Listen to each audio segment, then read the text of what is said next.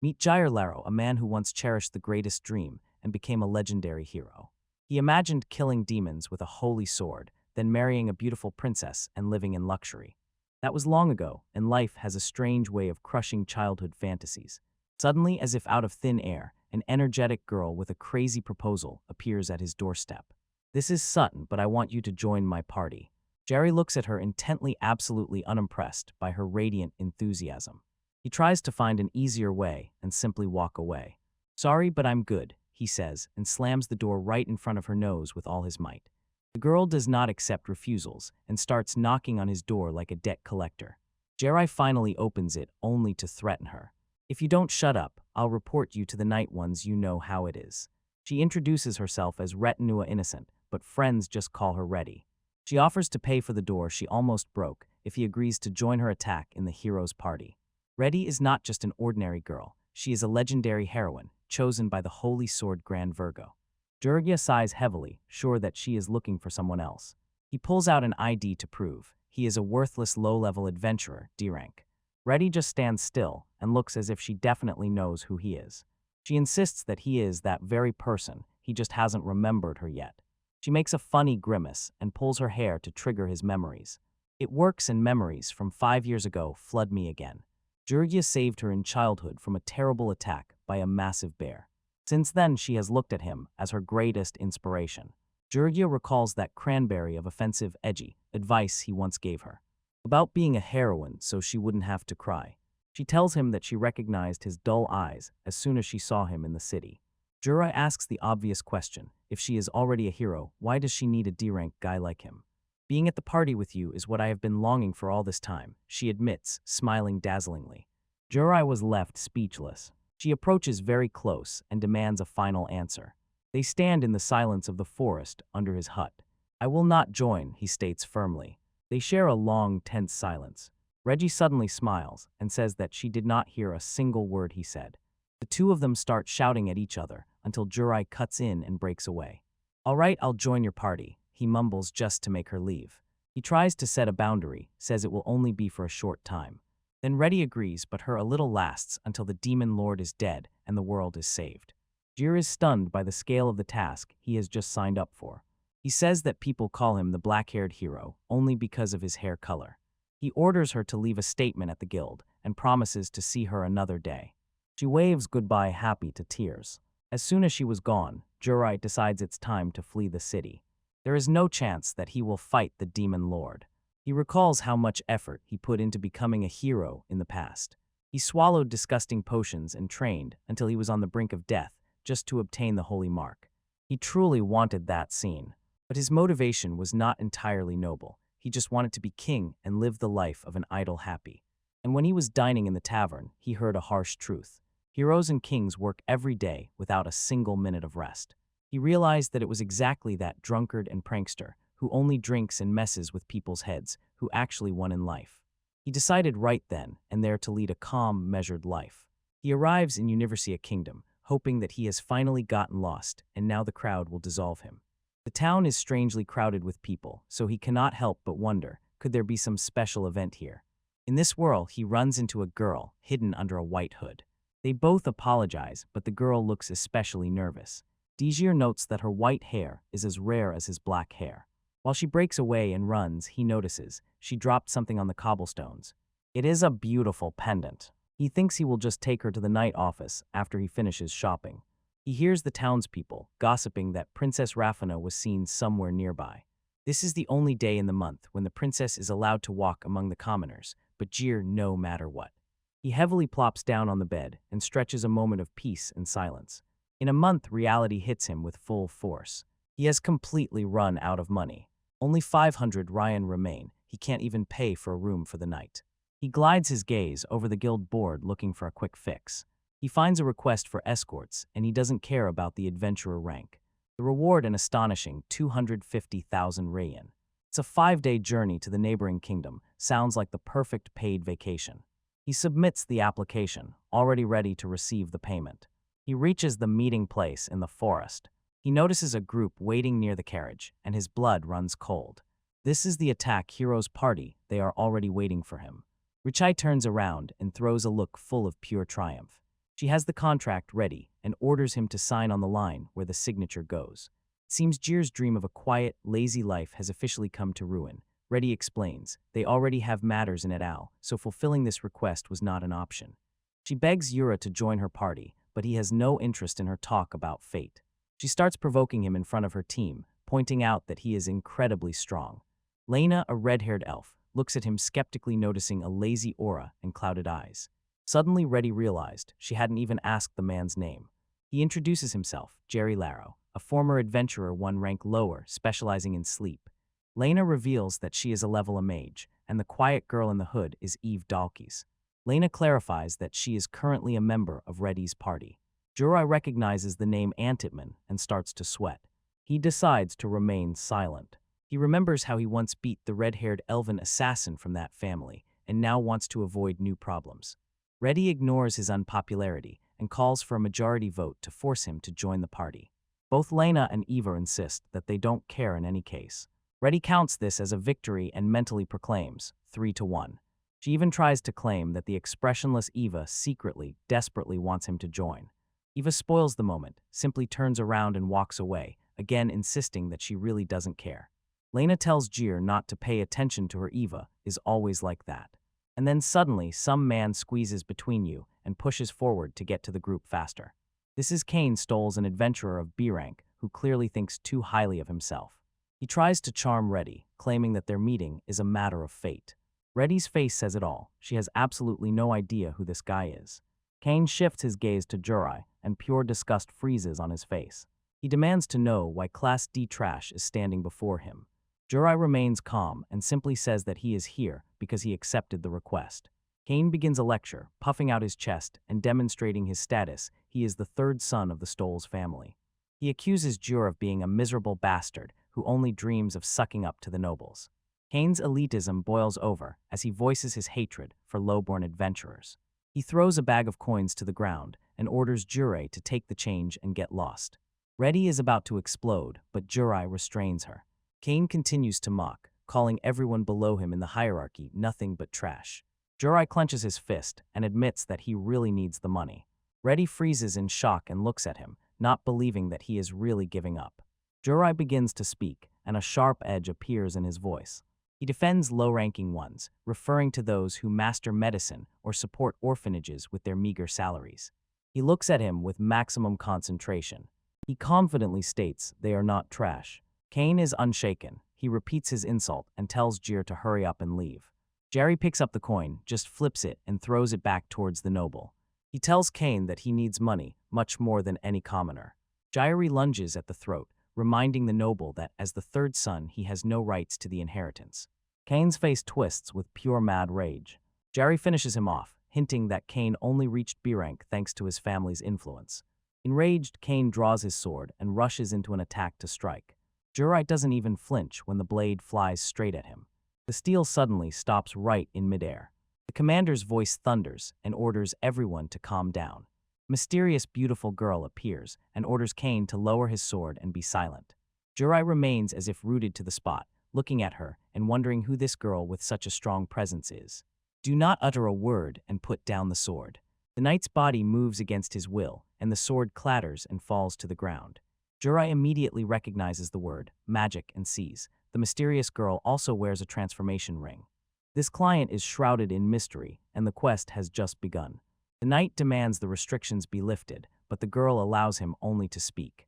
He calls himself noble, but she sharply cuts him off. Fina, her name, and she is the true client. Fina is clearly disappointed. She expected a much more capable adventurer, but encountered this hot-headed one. She threatens to report him, but decides to make an exception for the sake of his family's reputation. Then she sharply shifts her piercing gaze to Juri. She scolds him for fanning the flames and orders him to get into her carriage. While Jir waits for a long lecture, Reddy simply rejoices that her masters receive special treatment. The team gathers their things and prepares for the long road ahead. When everyone is assembled, the carriage sets off for the city of Idle. Inside, the air is heavy with Silence. Jair and Fina sit opposite each other. Jiri introduces himself, and Fina asks him to discard all those formal titles. Unexpectedly, she is not going to lecture him. She has a question. She leans closer and asks if he knows anyone with black hair who wears a mask. Jir is confused by such a specific request. He tells her that in his hometown there was only one person with such hair. However, he says he heard rumors. The hero chosen in Idol also has black hair. His eyes flare up suddenly with wild, sharp excitement. Her face flushes with a blush when she realizes her search may finally be coming to an end. At last, I will be able to meet him, my doomed one. A sharp flash embarrasses her, and she quickly hides her face in shame. Dezurite begins to understand why she kept her identity secret from the guild. Fina confesses that she cannot reveal either her true social status or her real name. Jairi changes the subject and notes that their driver is extremely skilled. He concludes that the disguised woman is an elite bodyguard who must keep Fina safe while not revealing her identity. Fina is impressed by his intuition. He immediately hit the mark. She notes that for a downgraded rank adventurer, his insight is too good. His level of observation far exceeds his grade. But interestingly, Dezuri asks even more about this person she is searching for. Fina quickly closes the distance and approaches closer. She is irresistibly eager to share a precious memory. GRA tries to keep distance as she begins the story from 6 years ago. 3 hours pass, and Fina still cannot calm down and chatters about her tracks on the white horse. She pauses and checks if Jura is still listening to her monologue. She reveals her high expectations of the black-haired hero, relying on a childhood promise. Suddenly, a loud rumble from her stomach breaks the romantic atmosphere. Embarrassed, she admits that she is hungry, and Jurai suddenly remembers that he has something to eat. He summons a magic circle and activates the item box to pull out a packet of snacks. Fina is stunned. Some low-grade adventurer can use high-level spatial magic. Jurai waves it off, saying he didn't guess. Mastering this requires so much mana. Fina recognizes these snacks as the highly praised Chartet candies. They are always sold out. Jir says he gets them as thanks for services, but actually doesn't like sweets very much. He hands the bag to Fina, and she promises to take care of this gift. Outside, Reddy stands frozen by the window and looks intently through it, his gaze full of pure longing. It turns out she all this time clung and rode atop the carriage. Fina decides time to rest, so everyone should share the treats. Reddy is overflowing with joy, savoring high-quality snacks. Jurya passes the packages further to the rest of the escort as well. He notices how the knight sits alone by the fire, still boiling with rage after what happened earlier. The knight orders him to shut up. It is clear that he still cherishes his bruised pride. Jurya still leaves the knight a package of snacks and says, "Tell him what you think about it." The knight silently stared at the bag, and he felt guilt for how he treated Jurya. He cannot understand why the person he humiliated shows him such kindness. Wedge shakes our protagonist, waking him up to start the shift. He was assigned a night watch shift during the witching hour. Ved warns him to be alert, says that the angel can tempt if he lowers his guard. The man says that he was only able to hold himself back because he is already married. Confused, the hero turns around and sees Fina looking at him with a gentle smile. She approaches and politely greets, "Good evening." When he asks why she is here, she teasingly pouts. She wants to try standing guard. She considers it valuable experience because she is in the palace almost all the time and rarely leaves it. Fina clenches her fist, insisting that she is actually quite strong despite her appearance. He understands. The only thing left is to agree with his client's whims. Turns out she completely unnoticed slipped past her own guards just to be here. Not wanting to leave her alone, he decides to stay and be nearby to keep her company. Suddenly his ears catch a barely audible rustle in the bushes nearby. With a precise throw, he accurately hits a small creature hidden in the grass. It is a rare D-rank rabbit with drooping ears, luck for any traveler. Fina immediately falls in love with how cute this creature looks. She admits that she has never seen anything like it in real life. The protagonist pulls out a knife and explains, meat and fur are sold at a very high price. Fina is completely horrified by the sudden threat to the cute animal. He quickly gives in under her gaze and offers to let her pet it instead of him. She reaches out and gently touches the rabbit's head. While she pets the fluffy animal, he notices a strange pendant she is wearing. She says it is her greatest treasure. A kind person returned it to her after she lost it. He realizes that the pendant he found earlier really belonged to her. She reveals that inside she has a photo of the person she is looking for. But her face quickly changes to an expression of deep anxiety. She fears that the person she cares about is no longer in this world. It was a long, painful 9-year wait for her. The silence in the forest presses on him as he contemplates her words. He looks into her eyes and reassures her. The person is definitely still alive. Fina beams at him, thanking him for such unexpected kindness. He jokes about his charm to keep the mood light while she laughs. He explains his simple philosophy, to work just enough to live without stress. Fina admits she would like to live without the burden of her status. He tells her that everything will be fine if she decides to run away with that person. She admits maybe she just has enough recklessness to do it if they finally meet. He nudges her a little to be selfish after she has waited almost 10 years. The advice clearly hits her heart. A genuine, warm smile appears on her face. She finds it strange that she can talk to him about everything. He invites her to trust him every time anxieties weigh on her soul. She excitedly agrees to the proposal immediately and pulls him further into the conversation. She wants to talk even more about her special one. Several days on the road pass without a single monster attack. Other travelers deal with the small fry, so the protagonist remains idle. Finally, the group gets out of the forest near a small village. Strangely, there is no guard at the gate at all. Hearing the strange atmosphere, the company decides to go inside and investigate. The streets are eerily empty, not a single villager is visible anywhere. An old man suddenly appears staggering and walking straight to them, in despair. He announces a terrifying revelation. All the people in the village have been kidnapped. According to the survivor, the village was looted several days ago by people in masks and monsters. The attackers searched the village for food and valuables, then kidnapped all the inhabitants without exception. They bypassed the guard at the gate, hiding in the merchants' cargo carts, and the local means of communication became completely useless. Finer realized the bitter truth. This was not just a raid, it was slave trading, grown on slaves. Kane confirms, although the continent abolished slavery many years ago with great pain, in other lands such as Bestia it still thrives and remains a brutal trade. Human slaves in those lands are too expensive. Their price is fueled by ancient grievances from past wars. The old man was left behind because his wounded legs made him useless to the human traffickers. Kane returns to Fina and asks what her next move will be.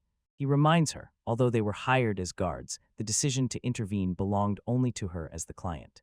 Since the attack was recent, Fina knows the chance to intercept them still remains, albeit slim. She closes her eyes for a moment to gather her courage.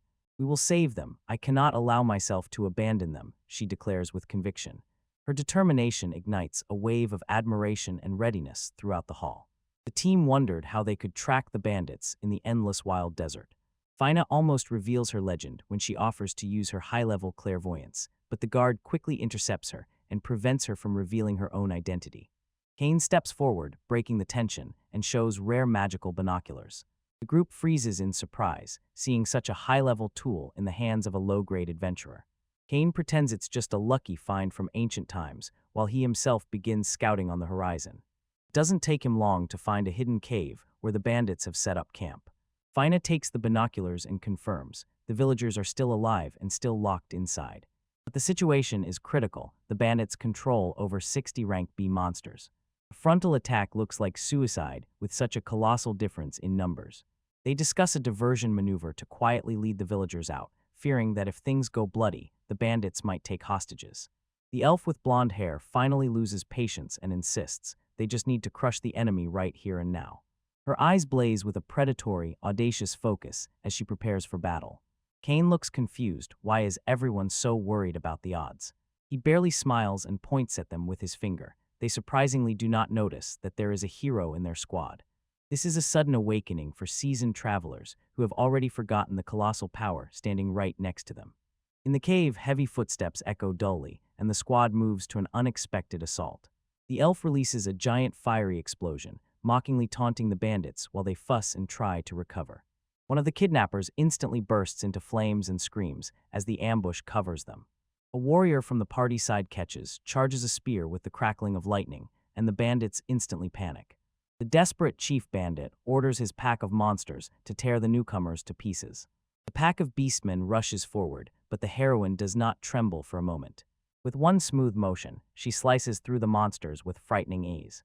From the height above the battlefield, Kane, with a relaxed face, watches the carnage unfold. Now he hangs upside down from the ceiling, completely hidden from view. He uses gravity magic to watch over the house, while the others do the hard work. He tells himself, as a miserable daring adventurer, he will only stand in the way of such a high-level fight. Suddenly his gaze sticks to a specific skull kerchief worn by one of the bandits.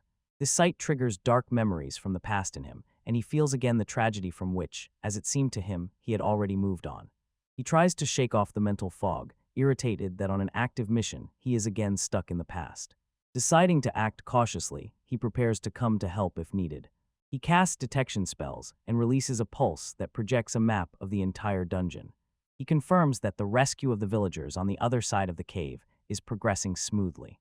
He watches as his red-haired companion continues to thin the ranks of the enemy, although a lone wolf still holds nearby. Suddenly, a bandit flies out of the shadow and, sneaking, crawls up behind her with a raised blade.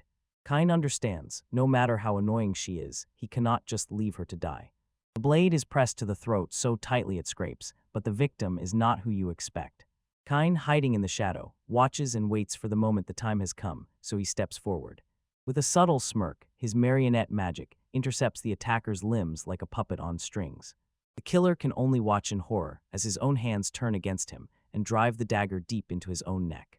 When the traitor falls, a fierce roar echoes in the cave. It signals a new threat. The silver-haired noblewoman reacts instantly. Her blade cuts through the air with the honed precision of practice. High above, Kane hangs on the stone vault, keenly surveying all the chaos with a critical gaze. He notes without any impression that her movements barely reach C-rank standards, though her reputation is different. She doesn't even use basic body reinforcement magic and still fights monsters, struggling in her own weakness. Moreover, Kane couldn't suppress a chuckle, recalling his exhausting training days on how to bind and control targets. Beyond him, the young warrior puts a full stop, ending the fight with a decisive sword stroke. "Okay, this is the last one," she shouts, and the fight finally fizzles out. While the rescue squad gathers together, they venture deeper into the cave system. When they disappear, Kane silently sinks to the floor, ready to get down to real work. He enters the hidden chamber where the inhabitants were kept. He notices a wall that looks like a dead end, but with a simple unfolding technique, the illusion cracks and crumbles. Behind him stretches a huge, glowing, magical circle, pulsing with arcs of arcane energy. It's time to wrap this up and finally get the answers. Somewhere there, the panicked bandit leader is rushing, saving his own skin. He clenches the bells of subjugation, desperately looking for a new place to restart his plan, and as soon as Kane appears, his legs suddenly become frozen. He is paralyzed where he stands. Kane raises the bells and notices there are 10 of them, these unusual magical instruments. With this, one man could command an entire army of monsters. The bandit is confused. He demands an explanation of how Kane found him so quickly. He is sure that his concealment magic was flawless, but Kane just sighs, and that's that. "You thought you hid this from me, and so clumsily?" he asks, stepping over the fallen. The bandit cannot believe what has happened, since he was once a mage of rank A. Kane ignores the selfish spectacle, concluding that this great transfer circle was devised to transport the villagers to the continent of Bestia. This is a direct reference to the land of monsters and trade. Kane's gaze cools as he asks if that man is a survivor of the famous Skull Brigade. The bandits turn pale. He realizes he is dealing with someone who knows his dark past. Kane stares at him with a look that shows no hint of mercy. He suddenly realized his mistake. He thought that years ago he had wiped out every last one of that group from the face of the earth. The bandit jerks, trying to break free, hoping the paralysis will wear off and he can finally dash away. Kane warns any movement is a death sentence. The paralysis is infused with poison that spreads through the veins. In panic, the man begged for his life, reaching out with a trembling hand. Kane freezes and, looking down, surveys the pitiful scene. He asks if that man is truly ready to repent and surrender himself to the knights. "I swear," he screams, thinking he found a way out. Kane's smile doesn't reach his eyes as he grabs the bandit's hair. He pulls the man closer. The air suddenly chills. "Unfortunately for you, I have decided never to trust people like you again." He describes the hellish fate of slaves in Bestia. Eventually, they even regret being born. This is a world where no one hears your screams and where help never comes. Kane turns away and tells the man he doesn't deserve any kindness before walking away. In the final act of vicious revenge, the bandit strikes a bell. Its ringing awakens a whole horde of monsters to finish Kane off. A pack of roaring beasts surrounds him, and the bandit laughs, ready to drag Kane along and pull him down. Kane doesn't even flinch. His face remains eerily calm. With a single quiet command, he orders them to stop. "You stood in the way, open the path," as he ordered, and the monsters freeze without taking a step. They whimper with fear and part like the sea, letting him through. The bandit looks with absolute horror as Kane passes by the beasts with a terrifying smile. He restrains the wolves with his gaze and orders them to clear the way immediately. Sighing heavily, he pulls out the equipment. A magical circle flares beneath him. "Let's go," he murmurs quietly, and the air thickens with his grim intentions. He notes that the darkness is especially dense today, and a creepy smile creeps across his face. In a furry cloak, he looks exactly like a frightening demon lord. Returning to reality, he hides his face in his hands and dies of pure shame. Nearby, some traveler asks if he is ill, saying he behaves so strangely. He recalls how a few hours ago, he was just chasing human traffickers through a transfer circle. The adrenaline from the mission clearly awakened the side of him he usually keeps hidden. It was a full relapse of the 8th grade syndrome that he had carried since puberty. He snaps his fingers and makes a decision to leave this humiliating spectacle behind forever. The peasants prepared a gigantic feast to celebrate their liberation. While he enjoys a huge piece of meat, he notices Cain walking away from the party. He calls out, asks why he is not eating, and Cain tells him, "Leave me alone." Cain bitterly remarks that he does not have the privilege to enjoy food like everyone else. He is crushed by the realization that he was useless, and that during the fight he fought against a single wolf. The protagonist awkwardly freezes in place with food in his hands, while Cain continues to boil with anger. He tries to calm him down, saying that he was just watching the house too, but this only makes Cain lose control. Cain shouts, "I am Cain, the third son of the Stalls family." The protagonist is stunned by the sudden aggressive outburst.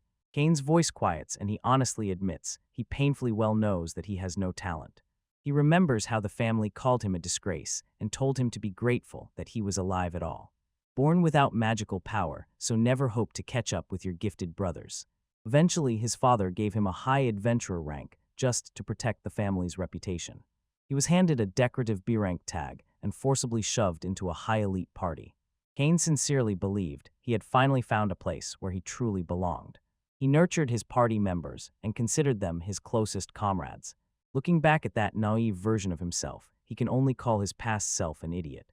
One night, he overheard his comrades laughing about how they were just using him for his money. They mocked his kindness, knowing he would pay for all their equipment if they just pretended to apologize. The realization that he was just a walking wallet shattered his world. He ran into the rain and couldn't understand why those he trusted could be so heartless. Since then, he has looked at all low-level adventurers as pure trash. He sees them as parasites, those who exist only to latch onto others' success. Cain falls to the ground, choking with tears and unable to hold back accumulated resentment. The protagonist says, "All right, if you change your mind, come," and turning around walks away. He tosses a small pouch toward the nobleman and insists that he wants a second opinion about some food. "Try it properly and tell me, all right," he says, waving his hand quite casually. Cain grabs the bag and does not understand why any miserable D-rank would show him kindness.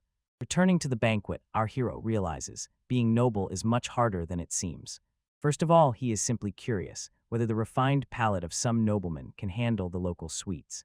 When the celebration ends, the carriages return to their quiet escort mission. During the lunch break, the main character slips away to find a quiet place and fall asleep. He finds a cozy spot by the water and prepares for a peaceful sleep. When he finally opens his eyes, before him appears a sight that makes him completely freeze. He suddenly finds himself in the center of a flesh-colored space and has no idea how to get out. Jiraiya gets stuck in a nightmarish situation while trying to simply sleep. He has to rely on camouflage magic just to stay hidden from the rest of his party. One wrong attempt, and he will be branded as a stealth spy for life. Feeling the walls closing in, he realizes he must act now or never. In a flash of magic, he transforms into an innocent hare, hanging limply to slip away unnoticed. He panics as soon as he realizes his metamorphosis magic is far from perfected. Fortunately, he manages to reach the dense forest cover before time runs out. During recovery, he notices a strange gathering of spirits deep in the forest. He immediately retreats behind a magical barrier, left with the feeling that he has just encountered something mysterious. 5 days later, the escort mission continues. The group moves toward their goal. Moreover, most of the company is absorbed in maps, as if completely forgetting the danger of the road. Jiraiya barely sighs at the fact that during such a critically important mission, they cannot get it together. When the journey is already coming to an end, he waits until the scouts return from the city of Adel. A soldier suddenly jumps into the frame and rushes forward at full speed, pale as death, eyes full of pure horror, and he shouts, "This is bad." The group tries to calm him down, but the man is beyond any consolation. He hoarsely spits out the terrible truth, ETAL has. A giant horde of monsters has completely taken control of the city. Before them is a true vision of hell, creeping from relentless undead. The city has turned into a real graveyard. Horde pulsations of undead energy tear through the streets, the same horde stuck behind the city's magical barrier. Looking at the carnage, the group members realize these monsters were probably the very citizens they were supposed to protect. The members of Hero Party discuss the impossibility of summoning such a huge number, and the girl prays that those who survived are simply hiding somewhere. Kane does not buy any optimism. He looks at her with complete skepticism. He points to the cold truth on such a scale. Survival is only a vain hope. Petrified with fear, Kane orders them to leave the city immediately. The veteran adventurer throws him an explanation. He tells the young man, "Run if you can't handle the fight." Kane insists that staying is a suicide mission. He looks at the gigantic walls, understanding the barrier is the only thing holding back the nightmare. The experienced man warns him, if this obstacle falls, the horde will move on every neighboring country. The monsters will eventually reach the University Kingdom and leave nothing but bones behind. When the life of his family hangs by a thread, the veteran refuses to take even a step back. He asks Jir and Kane to escort the lady back for reinforcements, while the rest hold the line. To everyone's shock, the girl is not going to leave. She declares that she must stay and fight. She needs to confirm the truth that only she can reveal. Kane goes mad shouting at them, demanding how one can choose certain death over survival. The veteran smiles through the tension and admits he is in despair, but losing his loved ones is a much greater horror. Kane freezes, realizing this might be his last chance to finally find true friends and change who he is. He asks if a person like him can be of any use at all. The party welcomes him with open arms, and Jurya immediately understands the escape plan has just fallen apart. Jerry shudders as all eyes suddenly turn to him. "Yep, I will fight too." They huddle together to make a plan and find the one behind everything behind the curtain. Jurya uses his magical tools to scout the area, but the culprit remains invisible. The girl steps forward, claiming she has a way to track them. Despite her frantic protests in the presence, she prepares to remove her concealing ring. A blinding light bursts out as she prepares to reveal her true power. She begins the ancient chant Raffin Odium Refinato. His disguise disappears, and in its place spreads an aura of pure elegance. "So you were a princess." Raffin admits she hated hiding her identity, but circumstances demand her full strength. Jir realizes why she is so familiar. She is mentioned as the beloved idol singer of the kingdom. Her maid Cheyenne warns that if she shows her face, her life will be in danger. Raffin does not listen. With a commanding look, she silences her guard. She prepares to cast a high-level revelation to eradicate evil. Calling upon the great spirits, the fourth Princess Universia begins her prayer. She begs that the eyes of God pass through the darkness. A crystal wave of clairvoyant magic rolls through the entire city. Jurya is stunned by her perfect mana control. She matches the skill of an S-rank mage. He remembers how he once failed to master this magic due to boring reading he had to endure. He decides to skip the books and simply imitate her technique on the fly. He imagines the mana structure, shaping his own energy so that it matches her energy. In a moment, Jurya activates his own version of a high-level spell. He feels something prowling in the shadow right behind him. A gigantic demonic skeleton looms over the company, radiating pure malice. The presence of the monster presses down like a downpour. Jurya realizes the princess's magic missed this creature because its level is far beyond her power. Karthus reveals himself as a Death Eater, one of the four heavenly kings serving the demon lord. He calls them forward, promising them eternal sleep by his hands. The team is stunned. How could their clairvoyance fail to see such a huge threat? Karthus mocks the very fact that his existence can be tied at all and laughs at the thought that such simple magic could find him. Unfazed by intimidation, the Ranka adventurer draws his steel weapon. He lunges forward sharply with a void blade strike, aimed to sever an attempt to lay the threat down with a single blow. The blade strikes an invisible barrier, and Karthus asks if he is playing with a toy sword. The demon snorts fiercely, urging his pair to test people who overestimate their own worth. In a flash of light, a magic orb pierces the traveler's chest. Karfa looks at him from head to toe and demands that the worthless people stop his futile resistance. The healer immediately casts High Heal, but Jairi notices the demon's strike was incredibly dense in mana. They manage to stabilize the man, but without a hospital, his time is limited.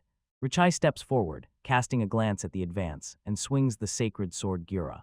She is embarrassed and stumbles over the name of her legendary weapon, but her determination does not waver. She intently points at Jairi and declares that her teacher is stronger than any demon by 10 billion times. Karfa dismisses these rumors as a ridiculous joke. He feels that someone needs mana and decides, enough playing around. He imagines the demon lord praising him for this victory. To break their spirit, he insists that he has already dealt with the black-haired hero, the one the devil lord warned about. Princess Raphine freezes. She cannot digest the news. She begs him to say that it is not true. Karfus points to the vision of the fallen hero. He sits, hunched and broken. He mocks the hero's worthless divine protection as the princess falls to her knees. Raphine is completely broken by grief. She mourns the death of the man she believed in. This is her fate. Karfus prepares to put an end to it. He rejects extra gravity and forcefully presses the entire company into the ground. He boasts that now none of them can slip from his claws. Even experienced travelers become completely helpless under the unbearable weight crushing them. Realizing that he can no longer hide idly and be just a lazy D-rank, Jerry understood his real value. To the demon's surprise, Jir begins to get up. He slowly rises, defying the magical pressure. The ground cracks and flies in pieces under his feet as soon as he stands upright and lifts his head, as if asking himself, again. Karfus panics and demands to know what magical tool he is using to dispel the spell. The enraged demon summons an abyss of black flames, preparing to give Jerry a terrible death. Jurgya watches as a fireball flies at him, and his allies shout for him to dodge. Black flames roar as they bite into him and collide with him. Reddy and others watch in complete horror. When the smoke clears, Jir stands unharmed and looks bored. "Don't shout, it's annoying," he mutters. The assembly can only phrase in complete disbelief. Kyra, by the way, says he has already endured a dragon's breath, so this is nothing. He grabs the flickering flame and throws it away like trash. Karthus loses control. He cannot comprehend how his strongest attack was simply erased. He bombards Calamity Water Dragon with a hailstorm, but Jurai knocks him out, and he disappears from reality.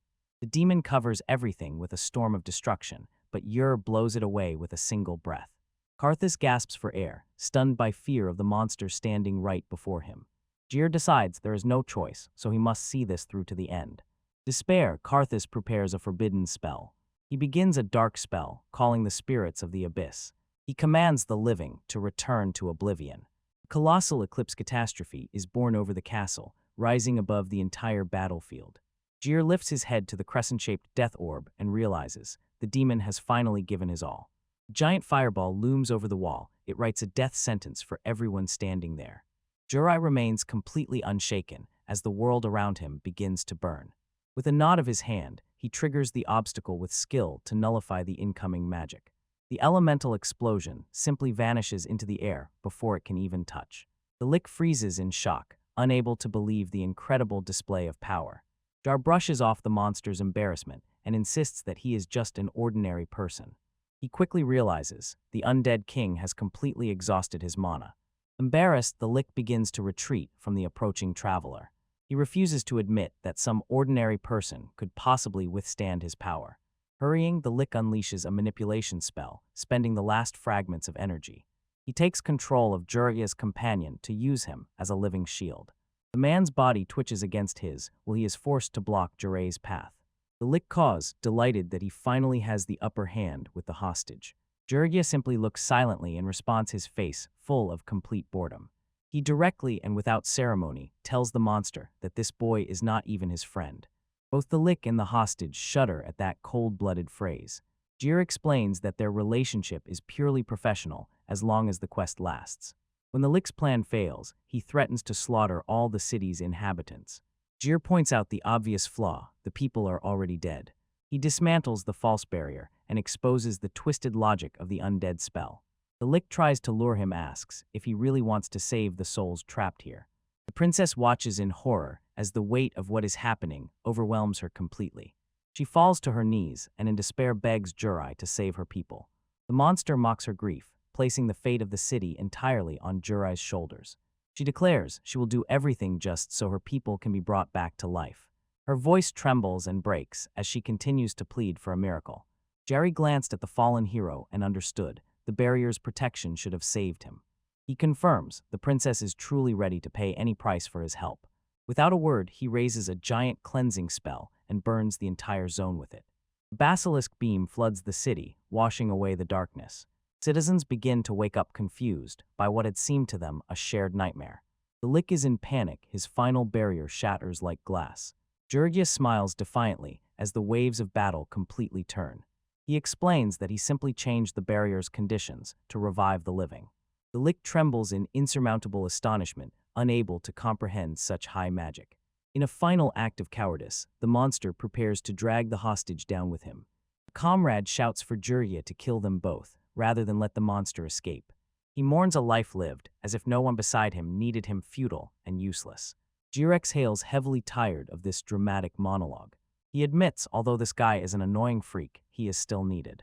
The enthusiast freezes as soon as Jirai's words finally reach him. Jirai catches the beast's gaze and swears that no one else will die today. He extends a finger, directing a concentrated burst of power. The face is instantly destroyed, only a shadow remains, dissolving. When the threat disappears, the party finally exhales in relief. The companion throws himself at Jirei in tearful, exhausting embraces that make the bones crack. He is overwhelmed by a wave of gratitude, and he cannot understand why such power is only D rank. The princess watches silently, her heart beats wildly as she observes her savior. She understands, destroying such an obstacle with one blow is an achievement beyond legends. Jirei just wants a moment of silence, irritated by the sudden surge of tenderness. He suddenly begins to think that helping is not such a bad idea after all. Suddenly, a terrifying feeling of bloodthirstiness rolls over the yard. Jirei notices a new attack flying straight at the princess, who suspects nothing. He rushes forward and knocks her off her feet, managing to land just in time. The explosion shakes the entire area, and a thick cloud of dust rises into the sky. Jirei searches with his eyes for the girl, waiting to see if a new killer has joined the fight. He realizes his clothes have been torn apart by the terrible force of the explosion. He takes off the torn shirt, revealing a torso covered with deep scars. The princess looks intently at the jagged marks carved into his skin. Her eyes suddenly widen from a sudden realization. An ancient, long-forgotten memory begins to surface from the depths of her mind. Fateful moments create life, and for Raphine, it all began 9 years ago with a mysterious boy.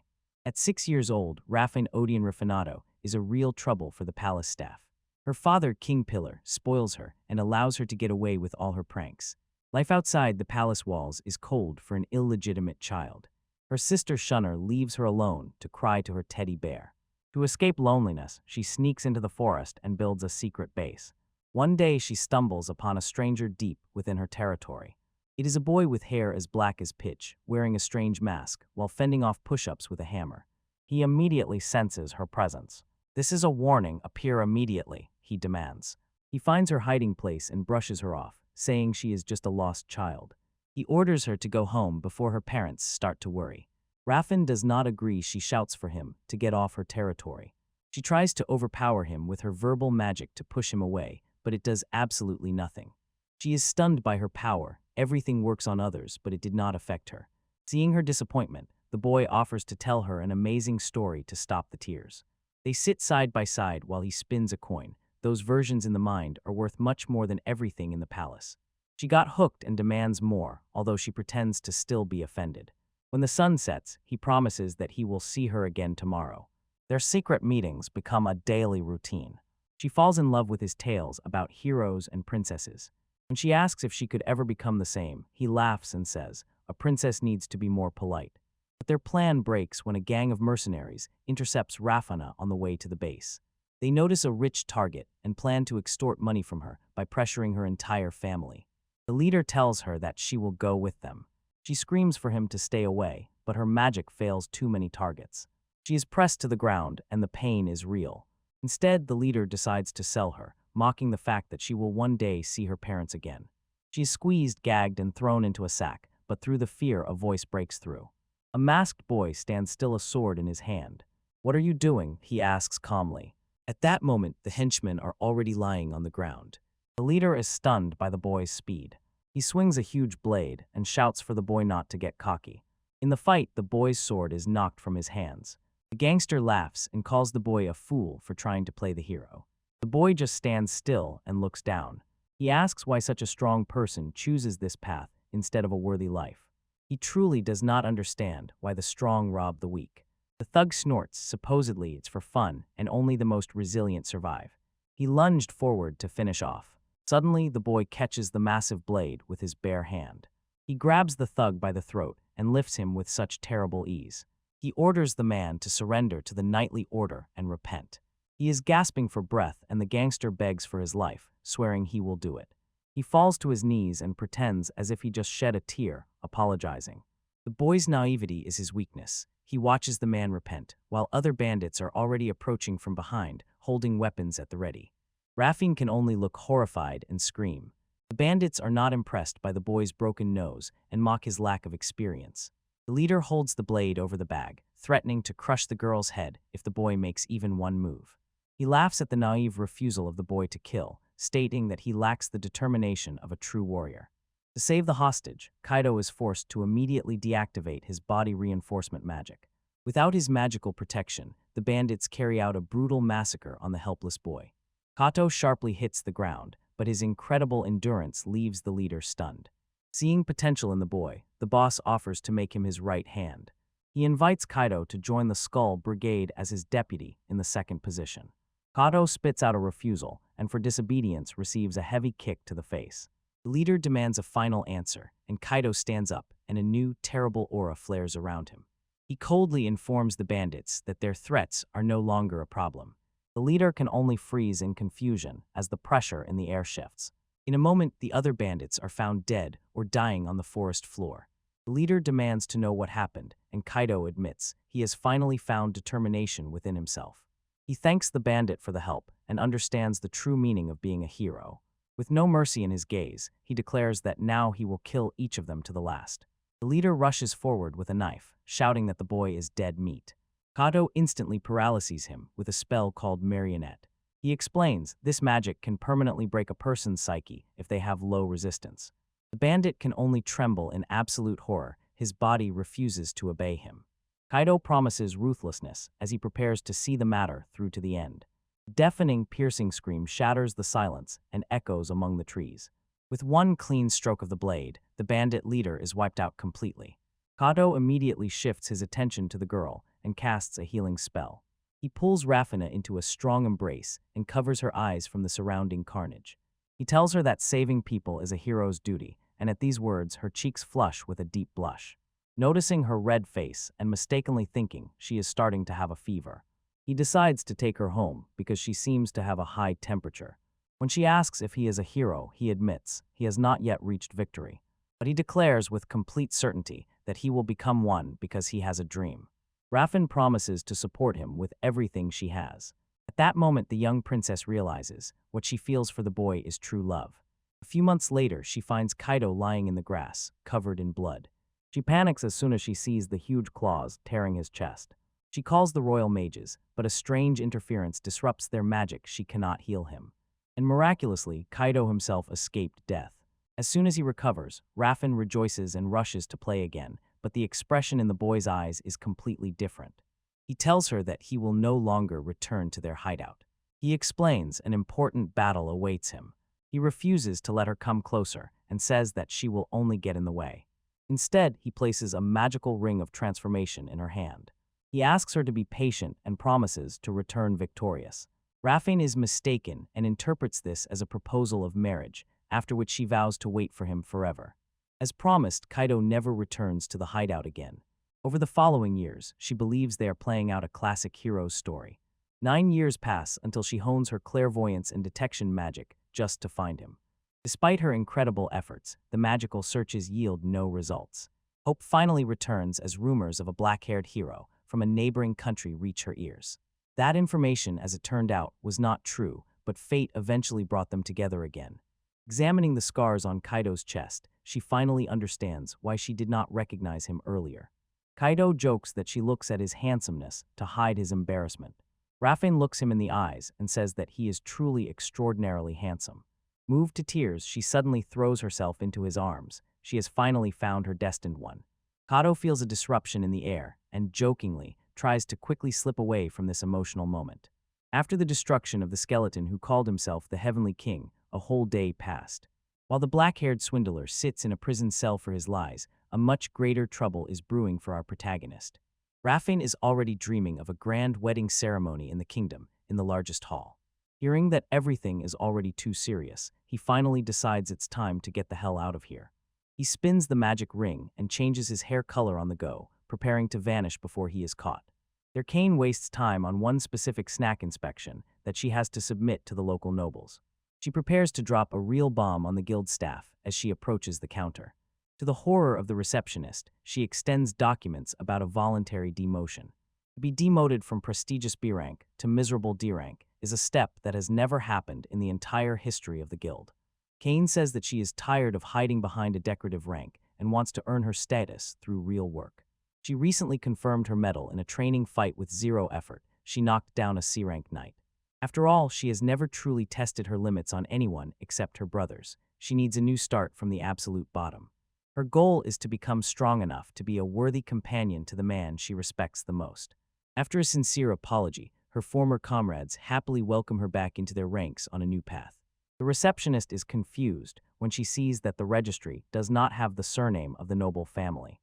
Kane decides to leave bureaucracy behind and step into the ray of a new life. From this moment on, she is simply Kane adventures on her own path. Her first real adventure begins when she sets her sights on a distant new destination. We cross the continent Rathasvit, heading towards the dark, majestic spires of the Demon Lord's castle. Inside, a skeletal maid sobs bitterly, fervently begging the Devil Lord to hear her troubles. The current Demon Lord Luna is actually a young fox girl who is already tired of endless quarrels. She sharply jerks her subordinate and orders her to stop using such a frightening skeletal appearance in her presence. Yuri's subordinate reshapes her body into a cute girl, but still remains disappointed because of lost lives. Yuri reveals that she tried to gift the Demon Lord the city of the dead by cursing the people of Atala. Luna is completely stunned, realizing that her subordinate actually did all this on her behalf. She never wanted war, she only took the title Demon Lord to eat candies all day long. Then Yuri creates a magical image of a powerful man who destroyed her entire undead army. Luna panics as she recognizes in him the very devil who once pursued her for 3 days and 3 nights. Fearing another encounter, she decides fighting is the last thing she wants.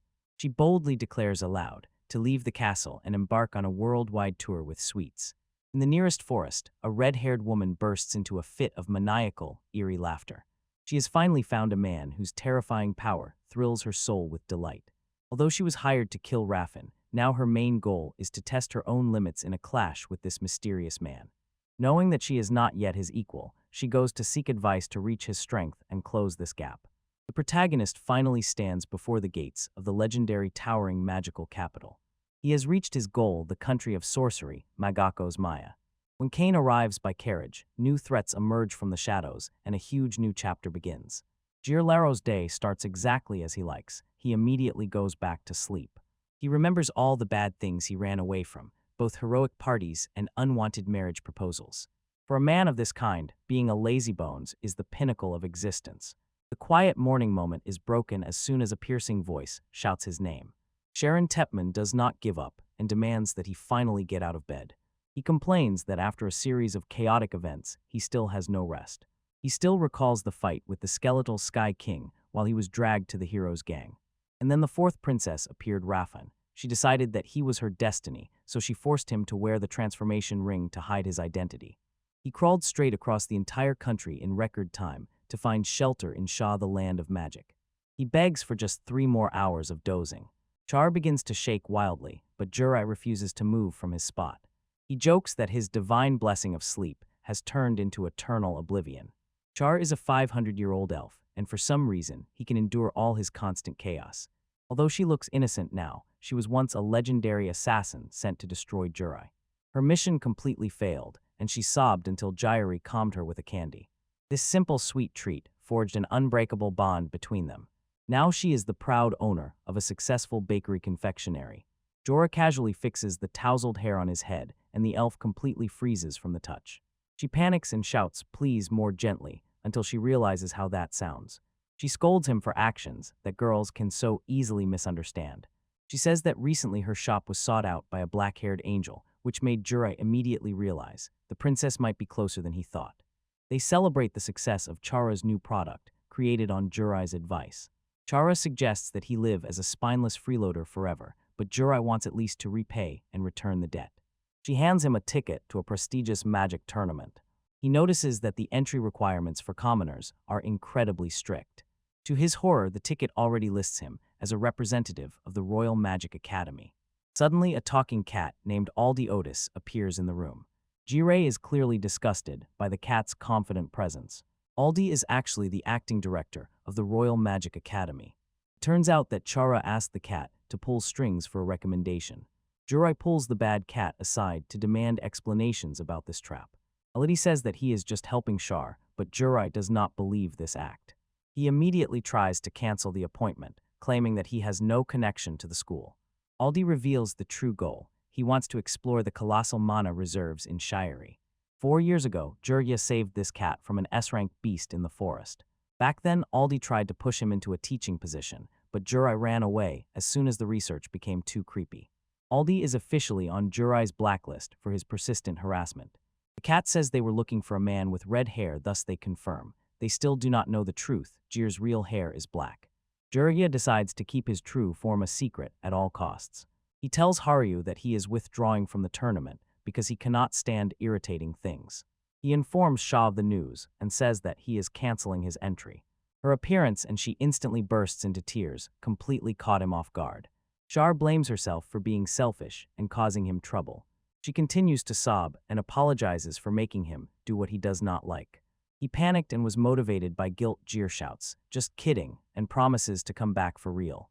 The light in Kara's eyes flashes instantly, the tears disappear, and a happy smile blooms on her face. In the background, Aldi boldly and smugly put on a face as if victory was already in the pocket. Jir realizes he has fallen right into a trap. Now he will have to actually work. His role both as a participant and as a lecturer is now finally secured. He is gnawed by the thought, can he even teach anything besides the art of being lazy? The sun shines brightly over Megicosmea Magic Academy. Our protagonist finally plunges into silence and peace, rejoicing that he is alive. He is not here to teach, he works as a simple janitor. Pouring the academy's tools with his huge supplies from the estate, he managed 2 weeks of work in one day. The plan for a break is broken when a noisy group of students nearby makes a scene. A boy named Ludas shouts to his friends to get out of here. He wants to focus on studying, but the material turns out to be too difficult. The team starts arguing. They are annoyed that the lecturers refuse to teach them high-level magic. Seeing their enthusiasm, the janitor realizes these are not just lazy people, they have real goals. The dreams of the people about a true teacher who is not bound by boring academic textbooks. The servant decides that there is nothing about him in this drama and tries to ignore them. And Luda, in despair, decides to forcibly use a high-level spell that he does not understand. He tries to cast High Heal on his own healthy body. The result is a complete disaster. The hand instantly dies from necrosis and falls off. Panic sets in, the students scream in horror, rattling around the bloody mess. Excessive healing on a healthy body is a death sentence for a limb. Before the girl can call for help, the janitor whispers a counterspell. In the flash of light, the boy's hand is completely restored. The students stand stunned and have no idea who could have performed such masterful magic. Not wanting to attract attention, the janitor sneaks away through the grass. He knows if they find him, his idling will be over. The secret surfaced the very next day. After the children reported the incident to the principal, they searched for their savior. At first, he refuses to help, but the students forcibly drive him into a duel. It's simple, if they can wound him within 3 minutes, he will teach them magic. They call him old, which is a bit of an exaggeration for an 18-year-old. He orders the lads to stop dragging and to attack him all at once, together immediately. Yuta seizes the initiative first and hums a complex fire spell. He releases Vento Ignis, and the flashes tear the space with a huge fiery explosion. When the smoke clears, the janitor stands in place, not a scratch. The students cannot believe that he neutralized high-level magic so easily. The girls decide to connect their power and use combination magic to increase their capabilities. It impresses with its control style, but the janitor is not thrilled. He disappears in a burst, crashing into their performance before the magic can stabilize. "You play too slowly," he mocks, leaving them open to a strike. Suddenly, a boy jumps out from behind and rushes for a surprise physical attack. The janitor effortlessly dodges the heavy sword and says that this move is naive. Before they can regroup, the timer on the clock tower reaches its limit. 3 minutes have passed and the janitor declares his victory. The students are stunned. They realize they never had a chance. He asks why they so desperately seek knowledge, and they reveal the truth. They do not want to become political pawns for their noble families, they want to be free travelers. The shared dream cuts deep, and the janitor immediately regrets asking. He sighs and agrees to teach them only a little. He says it's just like that so as not to feel guilty if in the future they die like dogs. The children burst with joy, crowding around the new teacher and unleashing a torrent of questions on him. He tries to keep himself together, but this energetic company is already driving him crazy. Jin dissects magical theory and explains, the final result of the spell is determined by the rough, initial power of the caster. The students are dissatisfied and immediately demand a more detailed explanation. Jin growls through his teeth inside and realizes, being a lecturer is a constant headache. He clarifies, during their duel his bodily enhancements simply had a much higher power level than the opponent's attack. The problem of modern mages is that they rely too much on chance instead of valuing the freedom that magic gives. To prove his point, Jin gathers a mana cluster in his palms. As if casually, he fires a shot through the classroom window. A powerful explosion shakes the schoolyard, and Luda is completely stunned from shock. Jin notes initial magic can repel advanced spells if the mana emission is high enough even before the lesson ends. The student tries to stop him, but Jin insists he will no longer answer any questions outside official hours. She silently points with her hand to the huge crater he just made in the yard. Jin's face pales as soon as he realizes the scale of his mistake. The incident turns into a loud scandal for the academy. As punishment, Jin is ordered to compensate the school 30 million reins. He wanders the campus grounds around the clock, desperately looking for money. His only hope is to win the prize of the magical tournament, although he considers the whole thing a real ordeal. He sobs in despair, begging to find a way to get endless money. A calm voice orders him to be silent. He turns his head and sees a young woman calmly reading on a bench in the park. He recognizes her as Eva and notices that she has changed her hair color. He asks if it suits her, and she sharply replies, it doesn't work at all. Eva reveals that she is a graduate who was brought back to teach white magic. Jin realizes that the chief cat is fooling everyone so that they become lecturers. They recall their former comrades. Reddy is now fighting off monsters, and Lena has disappeared. Jin feels relieved. He will not run into Reddy, but suspects that Lena was behind the attempt to kill the princess. Eva says that the princess constantly asked about him, and Jin breaks out in a cold sweat. He begs Eva not to reveal his location to anyone. Eva responds, showing the sign of money with her fingers. Jin tries to bribe her, but she immediately confesses she was only joking that she would report him. He hits the ground in a full bow, begging her for silence until she tells him to stop talking. Jin asks if he can sit next to her for lunch. She coldly tells him if he does not like the company, he should find another place. They sit in an incredibly awkward silence. Jin thinks that she is light on food because she has a slender figure. Suddenly, Eva grabs a huge tower of bento. She starts devouring the food with incredible speed. Catching his gaze, she blushes and orders him to look away. Jin apologizes, although he cannot believe how much she continues to eat. To distract himself, Jin takes out his wind boots and begins their maintenance. He quickly realizes he forgot how to properly adjust them. Eva leans closer and immediately recognizes the artifacts. She invades his personal space, showing exactly where he should insert the mana. Under her guidance, the wings on the boots come to life and straighten out. Both instantly understand they are the same kind of fans of magical instruments. Mutual respect appears as soon as they firmly shake each other's hand. Jin remembers the upcoming hero birthday festival and how he is always rejected at the artifact show. The festival is a big event. City residents wear red wigs to honor the heroes. Eve sighs and reaches into her bag. Jin's eyes nearly popped out of their sockets when she pulled out 2 tickets. These are paired tickets to the artifact exhibition, given to her by the organizer. Jin calls it disgusting using connections to get tickets and then immediately begging her for one. He agrees to give it to him. However, she demands a deal in return. Let's go to the store with me, she says. Jin freezes in place, stunned he just realized he was tricked into a date. The princess sharply approaches Jairi and makes a sudden request to go shopping with her. She insists that she needs to buy new clothes. She explains, since childhood it was naturally important for her to have fashion. But there is a catch. She wants to look good for Rei for the person she loves. Jir notices that she is holding a pair of tickets in her hands and wonders, did she originally plan to go on this adventure with this mysterious man? She admits that she cannot go this year and suggests they go shopping right after classes. The bomb explodes as soon as she demands that Jiri pay for everything she buys. Jerry cannot believe his ears, asks twice if she really expects him to pay all the expenses. He panics because he realizes he has zero money, but guesses that reselling these magical tickets might save his skin. He agrees to the trip, but only after the upcoming magic tournament. But while he walks the streets, Jir mourns his financial situation and realizes prize money alone may not cover his debts. He was about to ask Shar for a loan, but noticed two suspicious figures behind her shop. He eavesdrops as one girl calls another demon lord while trying to throw her into a high window. A little girl scolds her companion for being too loud. They are madly eager to reach what they call the paradise of paradises. Yuri suggests simply breaking the wall, but the fair-haired girl refuses no harm to people. Jir watches this amazing spectacle with an impassive face. He finally speaks and the couple frightens them to trembling. The blonde freezes in place, scared to trembling she has met a demon. Yuri tries to calm her, saying that Jir does not have the black hair of the person they fear.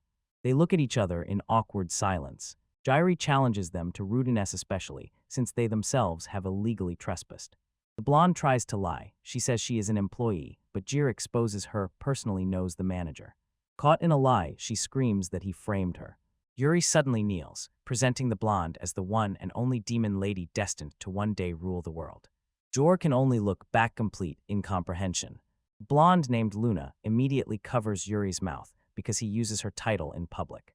Georgia believes that this is just some cunning game heroes against the demon lord. He stops them when they try to leave and notices their worn, tattered appearance. He pulls out a basket full of elite snacks. He offers them treats and tells them to go home before their parents start worrying. Luna is stunned. She asks if she can really get that many candies. She promises never to forget this favor, even offers money, which Jir refuses. Clutching the basket, she smiles and says she finally got to taste this before she died.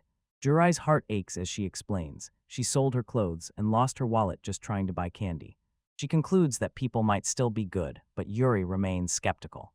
As they leave, Luna waves goodbye, promising to repay her debt to the red-haired person. They disappear into the darkness of the night, leaving Jir alone. Djir once again replays the strange meeting in his head and only then realizes that he is still completely penniless. He suddenly rushes after the girls and shouts for them to stop. He directly tells them that he wants them to repay the debt right now. Later, the atmosphere sharply changes. Magical wagons and brooms fill the sky. The city buzzes with spirits gathering around the tightly stretched, wildly intense magical energy. The satellite Ray wants to stop by the heroic figure Manju, but he himself is stuck at the tournament registration. In the distance looms the huge Colosseum, ready for the Magicusmea magic tournament. Jiri will guess who his first opponent will be while looking around the arena. Clenching his fist, he vows to do everything for the money and to win the victory. Jiri finds himself near the registration desk of the 57th Magic Cosmea Magic Tournament. Broken and desperate, he understands that he must win the prize money to survive. He cannot reveal his real name because he fears that those who are looking for him will be able to track and find him. When he suggests using the name Ray, the receptionist rolls her eyes as if she saw a ghost. They say that Ray himself is a legendary hero who saved the nation, and mentioning his name is almost like blasphemy. After a short lecture on local history and realizing that his pseudonym might be too well known, he settles on Rigi. When the registration is already completed, he is warned that the schedule will be updated at noon. Before he leaves, he is offered a lottery survey to randomly choose a magical tool. He walks away and immediately hits the jackpot, takes a pair of custom Hanamgain glasses, made to order and designed by Princess Alina herself. They promise incredible durability and self-repair, but Jura is convinced he would never wear such nonsense in reality. His mood instantly changes as soon as he notices Kane and the rest of the old team nearby. When Kane begins to recognize him, Jir realizes the mask must be taken off immediately. He presses the rose-adorned glasses to his face and lines into the very absurdity. The plan works perfectly. Kane decides he simply mistook the stranger for his master, convinced Jir would never wear something so ugly. Jurgia disappears into the shadows, trembling from how close he was to being caught. During the escape, he gasps for breath. He accidentally flies into an elf named Lena. She freezes, feeling something familiar in him, but Jorah rushes forward as soon as she manages to piece the puzzle together. Lena came here under the orders of her magister, fighting for funds for research and a chance to prove she is capable. She dismisses suspicion. The stranger's red hair and quirky glasses do not fit the man she is looking for. She is focused on the tournament, although she admits not yet strong enough to kill him. Meanwhile, Jurah holds his glasses on his nose and plans to disappear immediately after this event ends. The arena roars. The 57th tournament officially begins. The announcer introduces the organizer, Princess Alina, and Jurai stares at his prize, wondering what kind of man it must be to come up with such a thing. Alina appears on massive screens, shining with royal elegance, and petals fall around her. She introduces herself as the 6th princess of Megacosmia. Jurai freezes for a moment at her refined aura. That image instantly shatters into pieces as soon as she breaks off her speech and calls for a maid. It turned out that the princess actually cannot read the script that was given to her. Her maid, Stika, openly insults her intelligence right in front of the entire stadium. Alina tries with all her might to regain composure, while an awkward silence hangs over the entire crowd. She finally pushes forward, blushing with fierce shame, and says for the participants to fight with noble spirits. The screen cuts to black as soon as she reaches the limit.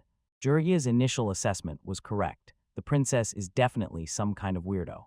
The first fight in Block A is announced. Reiji goes up against the main favorite of the tournament.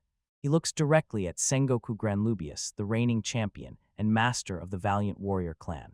From the stands, students wildly shout for their teacher and demand that he buy them something if he wins. Jorai sees Jirai, Chara, and others in the crowd and feels the pressure mounting.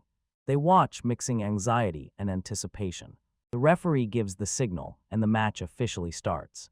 Sengoku stands too tall and advises Ryoji to retreat before he gets hurt. He warns the battlefield heals wounds, but cannot erase the trauma of defeat. Rei does not flinch. His gaze is steady behind pink-framed glasses. He firmly states, "Sorry, but I can't withdraw the money." Sengoku smiles, honoring the unbreakable fighting spirit of the Derangers. He vows to give his all in response to Ryoji's bravery. With a fierce roar, the champion charges forward. But despite the huge warrior bursting into attack, Reiji remains completely still, calculating the next move with cold focus. His opponent growls in frustration as Ryoji effortlessly dances around his strikes.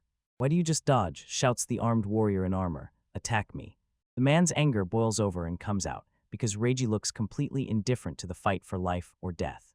Despite his ridiculous masquerade, Ryoji's thoughts drift back to the secret meeting he held before the tournament began. He had already managed to approach the 2 girls he had helped earlier, and now he offered them a very specific high-risk request. Since participants were forbidden to bet on themselves, he needed to make them place a huge bet on his victory. The girls instantly got excited about the idea, but promised to turn him into mince if he dared to lose their money. With a confident, self-satisfied grin, Reggie assured them that he had a foolproof plan to hit the jackpot. Returning to reality, Reggie throws out a casual apology for losing focus right in the middle of the duel. He counts the numbers in his head and realizes the 31 odds will bring him an unheard-of profit. The opponent is completely confused, demanding to know where that crazy confidence came from. Reggie explains, bets on a single match are petty compared to betting on a low-rated player who clears the entire block. With a cold, calculated look, he shows that the payout could be astronomical. The warrior rushes into attack, calling it nonsense, but Reggie is already directing his mana. "Yes, the correct answer," he mutters, preparing the final strike. A grand explosion shakes the stadium, and the clash ends in a single blinding flash. When the smoke clears, Reiji stands victorious, already counting 91 million Ryan he just earned. The announcer, in shock, shouts in disbelief because Reiji is officially recognized as the winner of this match. Later in the tavern, piles of gold coins tower, so high that any adventurer's jaw drops. The girls are delighted watching how he cleared an entire block with a single strike. Word of his strength spreads like wildfire, and the crowd begins to call him Magic Bullet Reiji after he shoots down each of his opponents one by one in a day. Yuri and Lu are already dreaming of mansions and an endless supply of cute dresses. Reiji has to kill the mood. He says that on the last day of the tournament, there will be no more gambling bets. Unexpectedly, he takes only a small portion of the loot for himself and gives the rest to the girls. He decided to pay off the academy's debt and take Eva shopping, insisting that he couldn't have done it without their help. He says that with this money, they will never have to return to stealing again. Moved by his kindness, the girls rush at him and cover him with festive hugs. Eventually, they part with a cheerful farewell, promising to help him whenever he might need it. Reiji pauses to weigh his next move as the sun sets at the end of the second day. The final day of the tournament arrives. The arena is packed to the brim for the round-robin competition. Reiji passes the first 2 rounds, holding only rare magic, the tool promised to the champion. The last match is a tiebreaker for first place against a mysterious newcomer who has not lost yet. His opponent is a girl who looks about 16, dressed in gothic attire and with an overly calm expression. Rumors say she envelops the arena in a black fog that robs her enemies of any memory of defeat. They lock eyes. The tension between them is so thick it can be cut with a blade. The judge signals. The decisive duel begins. She introduces herself as Enri and asks Ryuji to be careful with her during the fight. They extend their hands to exchange a customary handshake, like good sportsmen, to start the match. As soon as Ryuji's skin touches hers, an incredible wave of pain suddenly rips through his body. His body twitches from shock. He grabs his hand convulsively and his vision blurs. Even when his physical enhancement magic was active, the sensation was as if a deadly electric current had incinerated his brain. Before she can counterattack, Henry raises his hand and abruptly stops, conceding the fight. She tells him that it's a pity, she can't win here, and suggests having a proper talk later. With a smile that is unsettlingly attractive, she swears they will meet again soon. The announcer suddenly is left speechless due to the unexpected and quirky ending of the final match. Despite all the chaos, Reiji declared the overall champion of the tournament. He was taken to a private waiting room, and he is still trying to comprehend the strange meeting. He collapses on the sofa and is told that a VIP wants to talk to him because of his victory. Somewhere there is a knock on the door, and the mysterious guest is allowed to enter. Inside appears Alina, timid noblest, the sixth princess of Megacosmi. Reiji's jaw nearly drops when the king apologizes for the inconvenience caused by the delay. She tells him that from now on there is no need for formalities between them. The princess leans in very close and shows she definitely knows who he is. She looks at him with a burning, admiring gaze, and he freezes solid. A bomb breaks the air. The princess declares that she will make Reggie her husband. Instead, Jerry bluntly directly demands his prize money and magical tool to finally set off home. He gives her a categorical no, without any hesitation, not even pausing for a moment. Alina's ego takes a noticeable hit, and she insists that a girl with beauty like hers should not be refused. Jurai points out that there is no benefit from this arrangement, but Elena insists there is one main advantage. She blushes, offering her lush body as the main trophy. He decides to use Imperial Appraisal to see what is really under the hood. The appraisal reveals the truth. She is wearing imitation armor to fake her breast size from AAA to G cup.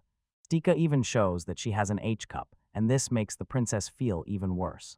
Elena finally speaks seriously and explains the royal struggle for the throne that is currently tearing the palace apart. The king declared, whoever brings the person with the greatest magical power will inherit the throne. She needs Jury because he won the tournament, and she remembers the terrible demon who pulls out hearts. Stika warns her to stop spreading unverified rumors, and Jurya asks to tell more about that incident. Elena will beg him to help, but Stika exposes. The princess is actually a lazy and incompetent student who just wants an easy marriage to escape her duties. Jir refuses again, and no pleas will make him change his mind. He tells her that it is absolutely impossible. Elena finally gives up and stops resisting. But just as Jurai is about to leave, she snaps her fingers. A dark look flashes in her eyes. Suddenly, a squad of anti-mages converges nearby. They surround him and block the exit. Elena tears off her mask and warns him that he will not leave so easily. Georgia noticed them earlier. They were lying in wait, and even under high-level interference and masking spells. Elena asks once again if he will change his mind about the marriage.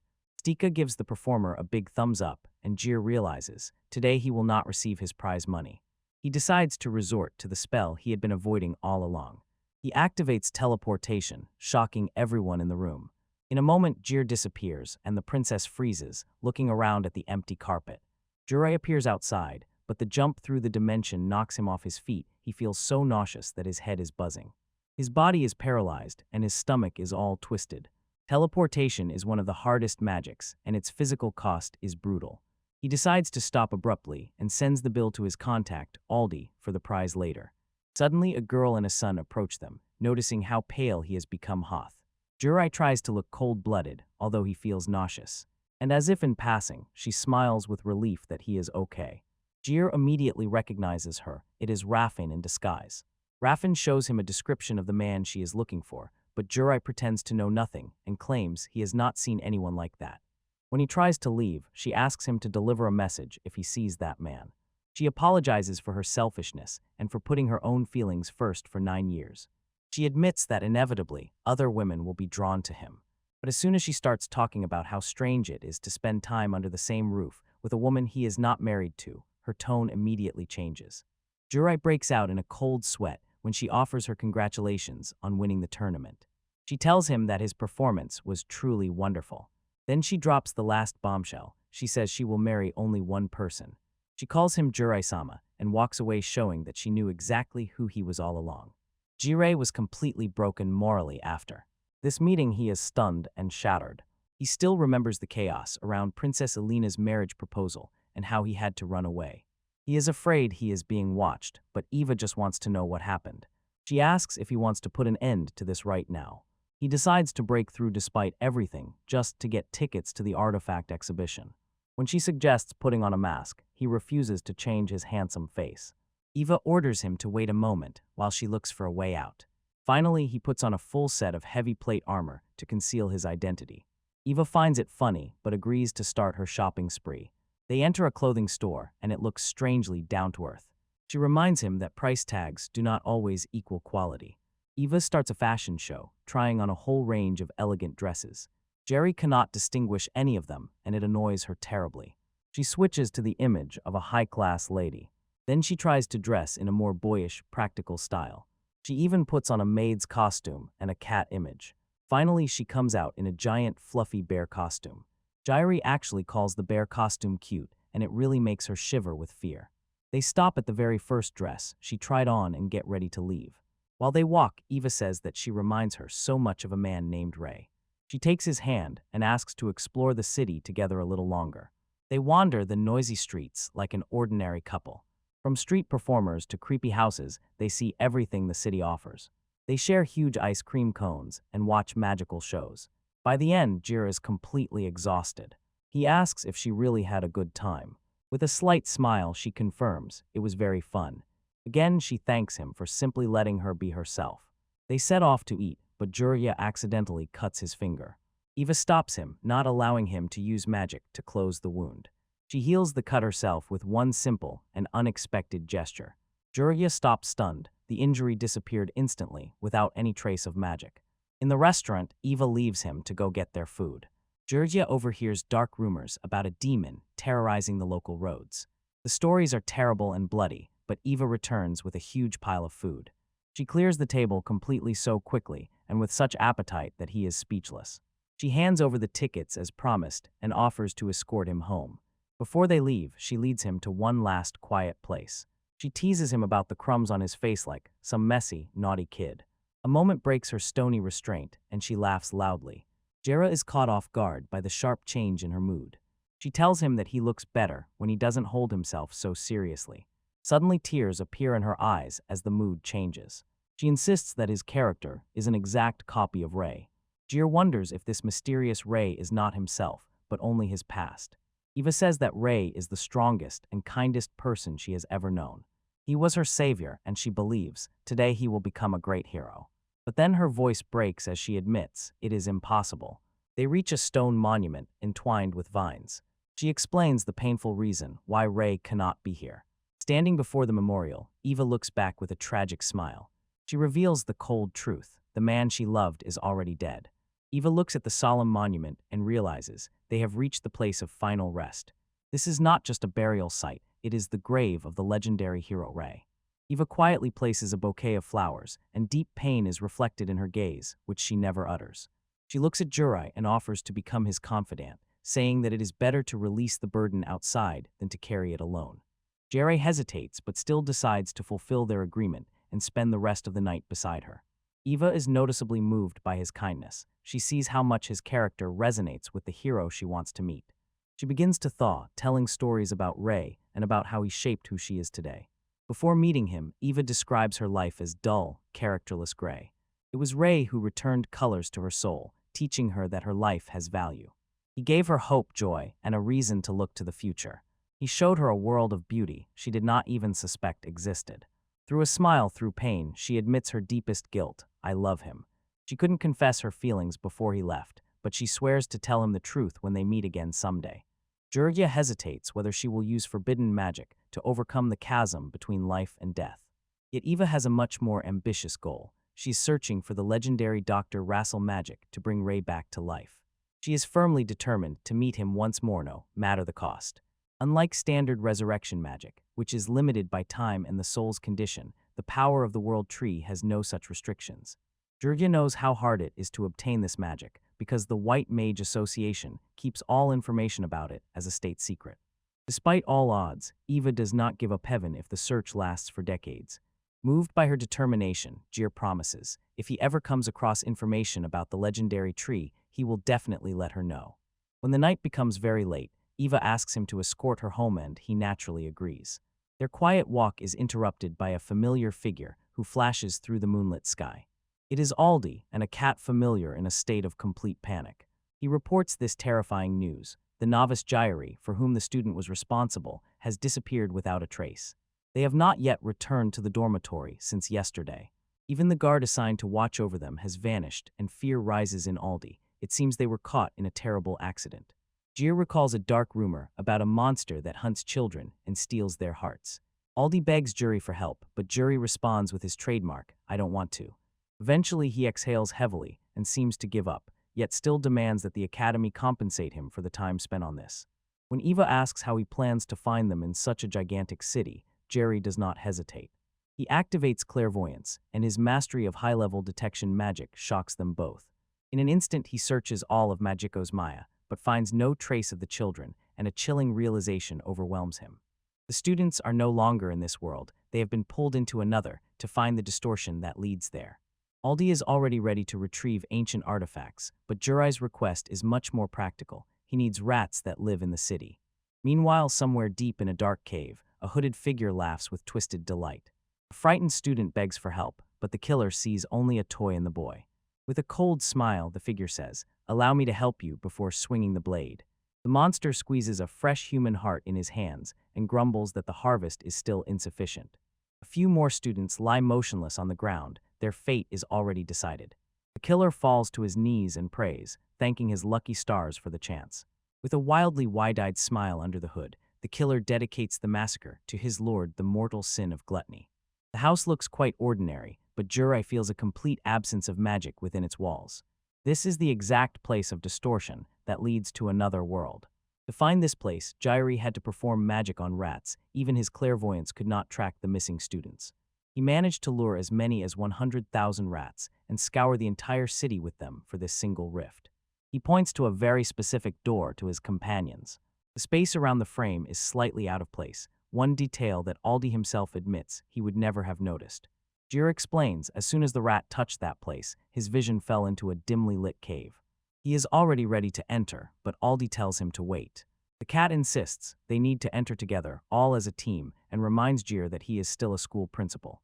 Jurai confuses him, noting that Aldi's magic is better suited for support, not for a frontal assault. His gaze becomes cold and serious. He directly tells the principal that he will only get in the way.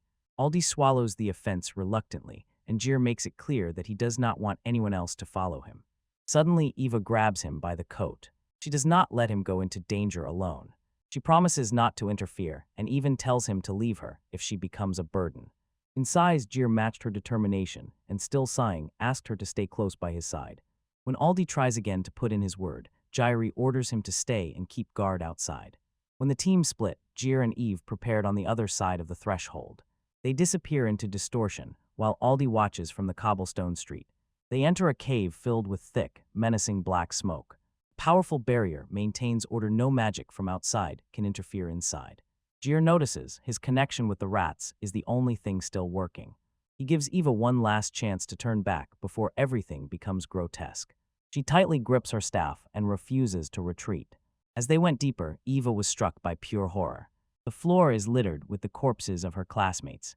This terrible sight is exactly why Jurya didn't want her to come with him. The victims had their hearts ripped out, and the guard Aldi mentioned also turned into a lump of flesh. Jurya spots the culprit from afar and immediately activates a concealment spell. Seeing that Eva is about to break down, Jir reminds her, simple healing magic cannot save those who are already dead. But as soon as he admits, he has a much more powerful card up his sleeve: resurrection. He explains, as long as their souls remain in this world, he can bring them back. He tells Eva that the souls will disappear soon, and entrusts her to call them while he deals with the killer. In the distance, a cloaked figure laughs madly. Eve agrees to stay behind and take care of the spirits. To protect her, Jur places an imperial barrier around this area. As he walks away, he admits to himself, the disappearance of the soul is a lie. He just needed her to be safe before the upcoming battle. He approaches the cloaked figure with deadly intent. With one word, Dejiri launches a devastating attack that seems to erase the killer from the face of the earth. He looks down at the remains and feels strangely little remorse for the execution. Suddenly, the killer's voice rings out somewhere behind him. The boy complains that he was having fun until Jerry ruined the moment. He bites his thumb and goes mad, swearing to kill Jurya for his audacity. Jir looks stunned at the boy standing right in front of him, while his previous corpse still lies on the ground. The killer credits his survival to his beloved divine lord. He mocks Yura, insisting that some pathetic person cannot grasp the concept of changing events. He laughed at the facial expressions the students had at the moment of death, saying they deserved it because they resembled his former tormentors. Jir asks if the serial killer's victims were also connected to this quarrel. The boy snorts and says their deaths are just a coincidence born from his own anger. Jurya unleashes his magic, swings his power, and demands, find out the true purpose of all this. The killer maliciously admits he was ordered to summon the evil god. He screams his lord's name, and a dark presence manifests. From the darkness bursts a giant shadowy hand, calling to the gluttony Sama. From the black mist emerges a sadistic smile.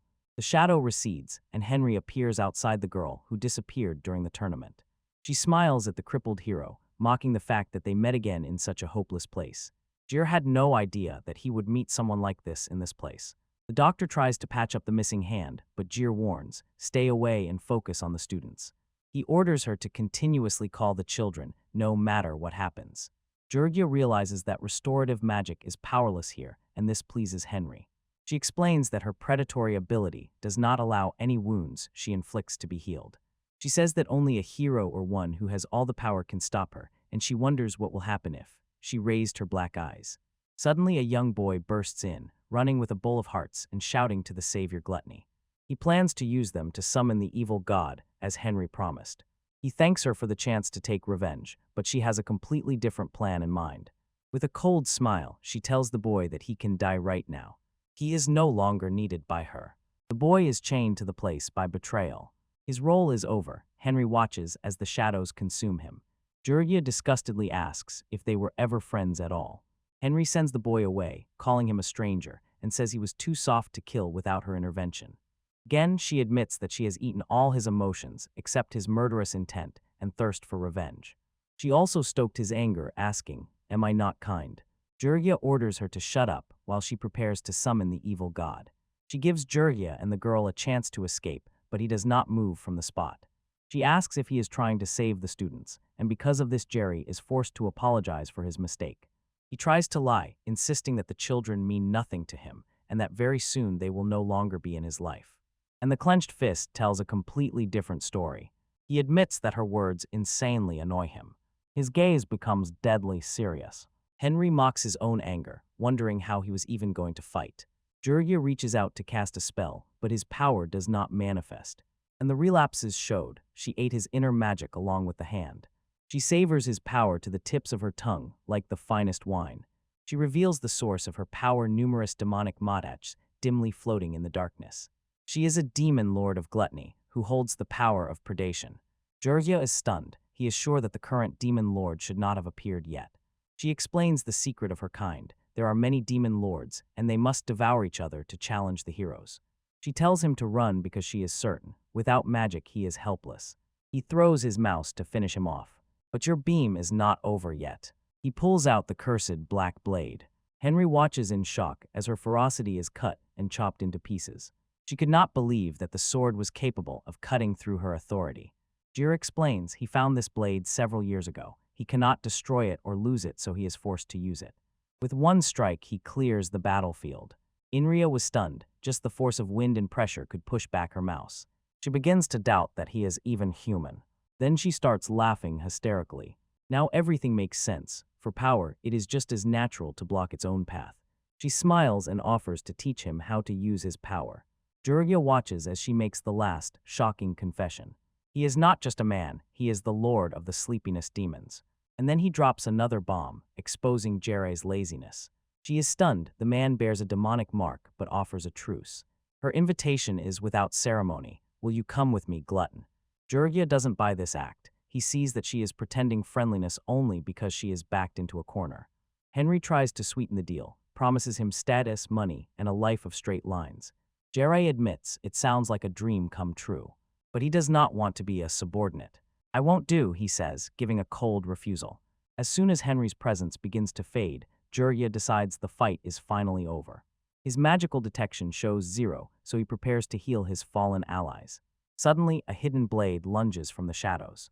And again she used her ability for a predatory ambush to hide her presence for one last desperate step. Jir abruptly throws himself forward and takes a bloody blow to the chest, protecting Eva. He feigns a weak smile, but the wound is deep. Eva runs headlong to him, desperately casting a spell on her high heel. Magic does not heal the wound, it breaks into full panic. Jerry coughs up blood and life rapidly fades. Eva's world crumbles, and her screams echo in the cave. The trauma trigger unleashes a real flood of dark memories. She remembers every life lost because of her presence. When she failed to save those nearby, they called her a monster. Even her own parents abandoned her, fleeing in fear. Locked in a cage, she sat in chains, and the guards mocked her, craving her death. They saw in her only a commodity to be sold to the highest bidder. Eve gave up. She resigned herself to a life behind bars. For 4 years, she lived as a demon in the eyes of others. She sat alone and wondered why she should live at all. Her blessing was a curse. It killed anyone who tried to harm her. Betrayed and abandoned, she refused to trust anyone. She wanted only one thing: the end of her torment. Until that time, everything was like this until a new prisoner arrived. A knight in full armor was thrown into her cell. He immediately began to complain about the lack of blankets. To her shock, he simply curled up and fell asleep. When he woke up, she asked if he considered this life boring. He just shrugged and enjoyed the fact that the food was free. He promised to leave her alone, but only after one question. "Do you want to do something?" he asked. He told about his own goal, to defeat the Lord of Demons and become king. She even admitted that she had no dreams of her own. That was enough for him. He immediately decided that they were leaving. With a burst of magic, he shattered the iron bars of their cage. He stood tall, ready to break the chains of her fate. "I will destroy this arena," he declared, and it forever changed her life. The knight cuts through the arena, breaking through the guards without a trace of hesitation. The arena overseer, trembling, crawls backward in fear and demands to know what this monster wants. "I do not like the very idea of slavery," the knight replies coldly. The coward tries to bargain, claiming that his murder will not change the world. "No, thank you," and that is the entire answer he receives. One clean sweep forever ends the life of the overseer and his affairs. When the territory is cleared, the knight stands all alone amid the ruins. He gathers the traumatized children together and orders them to follow him. When asked if he is their savior, he brushes it off, saying it was purely a selfish act. He leads the group away from the pits and simply to a huge estate behind massive gates. He honestly apologizes that the estate is too modest for his taste. As soon as they can settle in, he says there is work to be done. The legendary warrior hands them brooms and orders, "Start cleaning the dust in the estate." The children can only freeze and stare at the new master, unable to believe. Months pass. The knight gives them food, shelter, and a proper education. Eva remains cautious. She is certain that his kindness is just a mask for something darker. During a magical ability test, they find out that Eva has a rare gift of restorative magic. Since there is no textbook for this, the knightess decides to train herself personally. He hands her a dagger and orders her to practice healing her own wounds. Eva clicks in silence and refuses to play what she thinks is a cruel game. Suddenly, a wild burst of dark magic erupts from her body. She waits for the knight to recoil in horror from her monstrous nature. Instead, he only complains that the magic is sticky and disgusting to the touch. She freezes, unable to process his calm reaction to her power. He raises a high heel at her and asks why she is struggling. Tears flow down her face because for the first time someone can truly touch her. The knight surprisingly does not understand why she suddenly cries. Usually her dark blessing kills everyone it touches instantly. She understands this is the only person who can lift her curse. A twisted, hopeful smile creeps across her face. Late that night, eerie laughter spreads through the mansion's corridors. Eve quietly flies into the night classroom while he is distracted at the table. He was caught off guard without a helmet, and he struggles to hide his face. He panics like a teenager, frantically trying to put his armor back on. He tells her it's already time to sleep and that she must leave immediately. Eve firmly holds her ground and says she has an extremely desperate request. He calmly, dully explained to her that nothing will come of it and ordered her to get lost. He is not interested in a new job. She begs him in a pleading tone to listen to her. He is distracted by the show. He boasts about a pair of magical wind boots just recently finished. He does not hide his excitement about his weapon and looks more like a child than a warrior. When his excitement subsides, he finally asks what exactly she wanted to request. Eve looks him straight in the eyes. "Please kill me," she whispers quietly. She says that because his immunity neutralizes her curse, only he can do it. The knight is confused and asks why, for the love of all the world, he should kill her. He analyzes her logic and understands. She sees her immortality and power not as a gift, but as a burden. Without hesitating for a second, he waves her off with a blunt refusal. He tells her that there is no benefit for him in this, so he will not do it.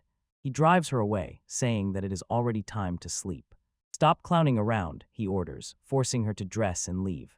He tells her directly he does not know her past, but she must start valuing herself. There is no reason to die or be stuck forever in the past. He describes a world where at every step there are incredible landscapes and delicacies she has yet to taste. She tells him to stop pretending, as if he understands her pain. Ray remains just as straightforward. He says he only cares about himself, and he does not care about those who cannot love themselves. He admits his contempt for people who have completely given up on life. When she insists that her sister died because of her cursed blessing, he dismisses it as a usual excuse to escape. "Everything is possible as long as you are alive," he says, extending an offer of the future. She freezes in shock and cannot comprehend what else she could have done. He tells her that he does not care whether she lives or dies, because that choice belongs only to her. His anger is that she relies on others to end her life instead of taking her own position. The girl finally breaks down. She screams about the torment she had to endure. She tells how her own family abandoned her and how everyone she once trusted betrayed her. Through tears, she admits that she always only wanted a happy life. She clenches her fists and mourns the normal life she was never allowed to have. Ray says that her breakdown proves she really does not want to die. She insists that the world made her understand. She is not allowed to exist, but Ray refuses to believe it. He asks her the only question that matters: what does she really want to do? She has no answer, but he assures her there will be enough time to find out. When she worries that her blessing might harm others, he offers a simple solution: just heal them. The idea takes away all her voice. Since she has a talent for restorative magic, he tells her she has no choice. She must master it. He tries to stop her and tells her not to give up before she even tries to handle her power. He mentions spirit contracts and legendary artifacts like Yggdrasil as possible ways to suppress her curse. He warns her concluding a spirit-creating contract is dangerous and it requires incredible magical power. Despite the danger, she firmly nods to him, demonstrating determination.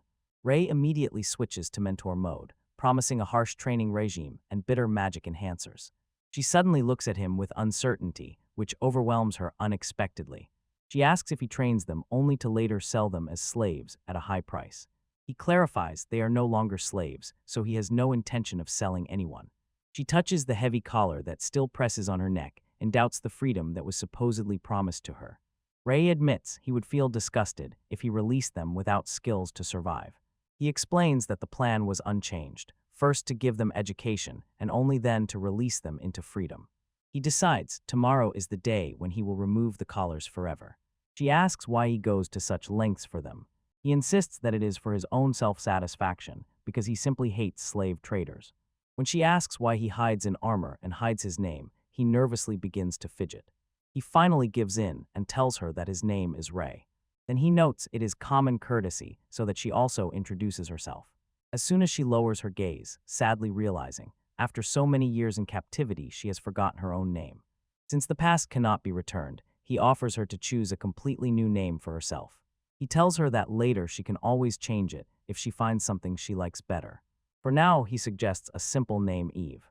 She pouts upon hearing the suggestion and decides that this name is a bit too simple. Ray tells her to come up with something herself because she doesn't like it, but emphasizes, time to sleep. He pushes her out of the room and reminds her that training starts at dawn. In bed, cuddled up, she whispers it to herself again and again until the name begins to stick. She falls asleep, and on her face is a genuine smile. The moon hangs high above the estate, while the girl finally finds a moment of peace. Ray keeps his word. he heals the terrible burns and injuries of the captives, and then finally breaks their slave collars. Although they are now free to go anywhere, the group decides to stay close to the man who saved them. Eva begins intensive training in restorative magic, preparing herself for the weight of the spirit contract. Ray's instructions are strict and demanding, but Eva is truly happy because he is the only one who has never left her alone. During the morning practice, Ray is late as always, yawning on the go. Suddenly, a young boy appears before him and demands an answer. Why does Ray favor Eva so much? With a trembling finger, he points at Eva and calls her a cursed demon who will bring death to anyone nearby. Ray lets out a tired sigh, explaining that her power is a blessing. By itself, from proximity, it will kill no one. To prove his point, he reaches out and grabs Eva's face. He playfully squeezes and stretches her cheeks while the other children watch in shock. Listen, I didn't die, right? He clarifies, her blessing only works when someone tries to physically harm her. His tone becomes icy when he asks the boy if he intended to kick or punch her, just like their former masters did to them. Choking on guilt, the boy falls to his knees and begs for forgiveness. He does not cry, he calls himself the worst for almost repeating the cycle of violence. Other children join in and start apologizing for avoiding Eva out of fear. Eva can hardly believe her ears when the wall between her and the others finally settles and crumbles. Ray did not waste time and ordered the group to accompany Eva to help her practice restorative spells. While the training continues, Eva feels something strange. Her heart is still pounding wildly from the very moment Ray touched her earlier. Ray leans closer and, noticing her bright red face, decides that she has caught a cold. He decides to end the session early to go laze around, leaving Eva in despair in the yard. She watches him rush away and wonders if she is really sick. She realizes that she would like to spend more time with him. I think about Ray, the heart cannot stop, it keeps beating. Over the next few days, Eva's magic blooms, and she finally starts making friends. Tiz's friend decides it's time to change the look and gives Eva a mirror. Tiz dresses her in a cute, ruffled outfit, being sure their teacher will definitely like it. She almost pushes Eva out the door, insisting that she and Ray go shopping alone. Eva nervously bites her thoughts, wondering if she really looks cute. Ray knocks on the door and asks if she is finally ready. Tiz throws the door wide open and shows Eva, asking Ray if he is ready to fall in love.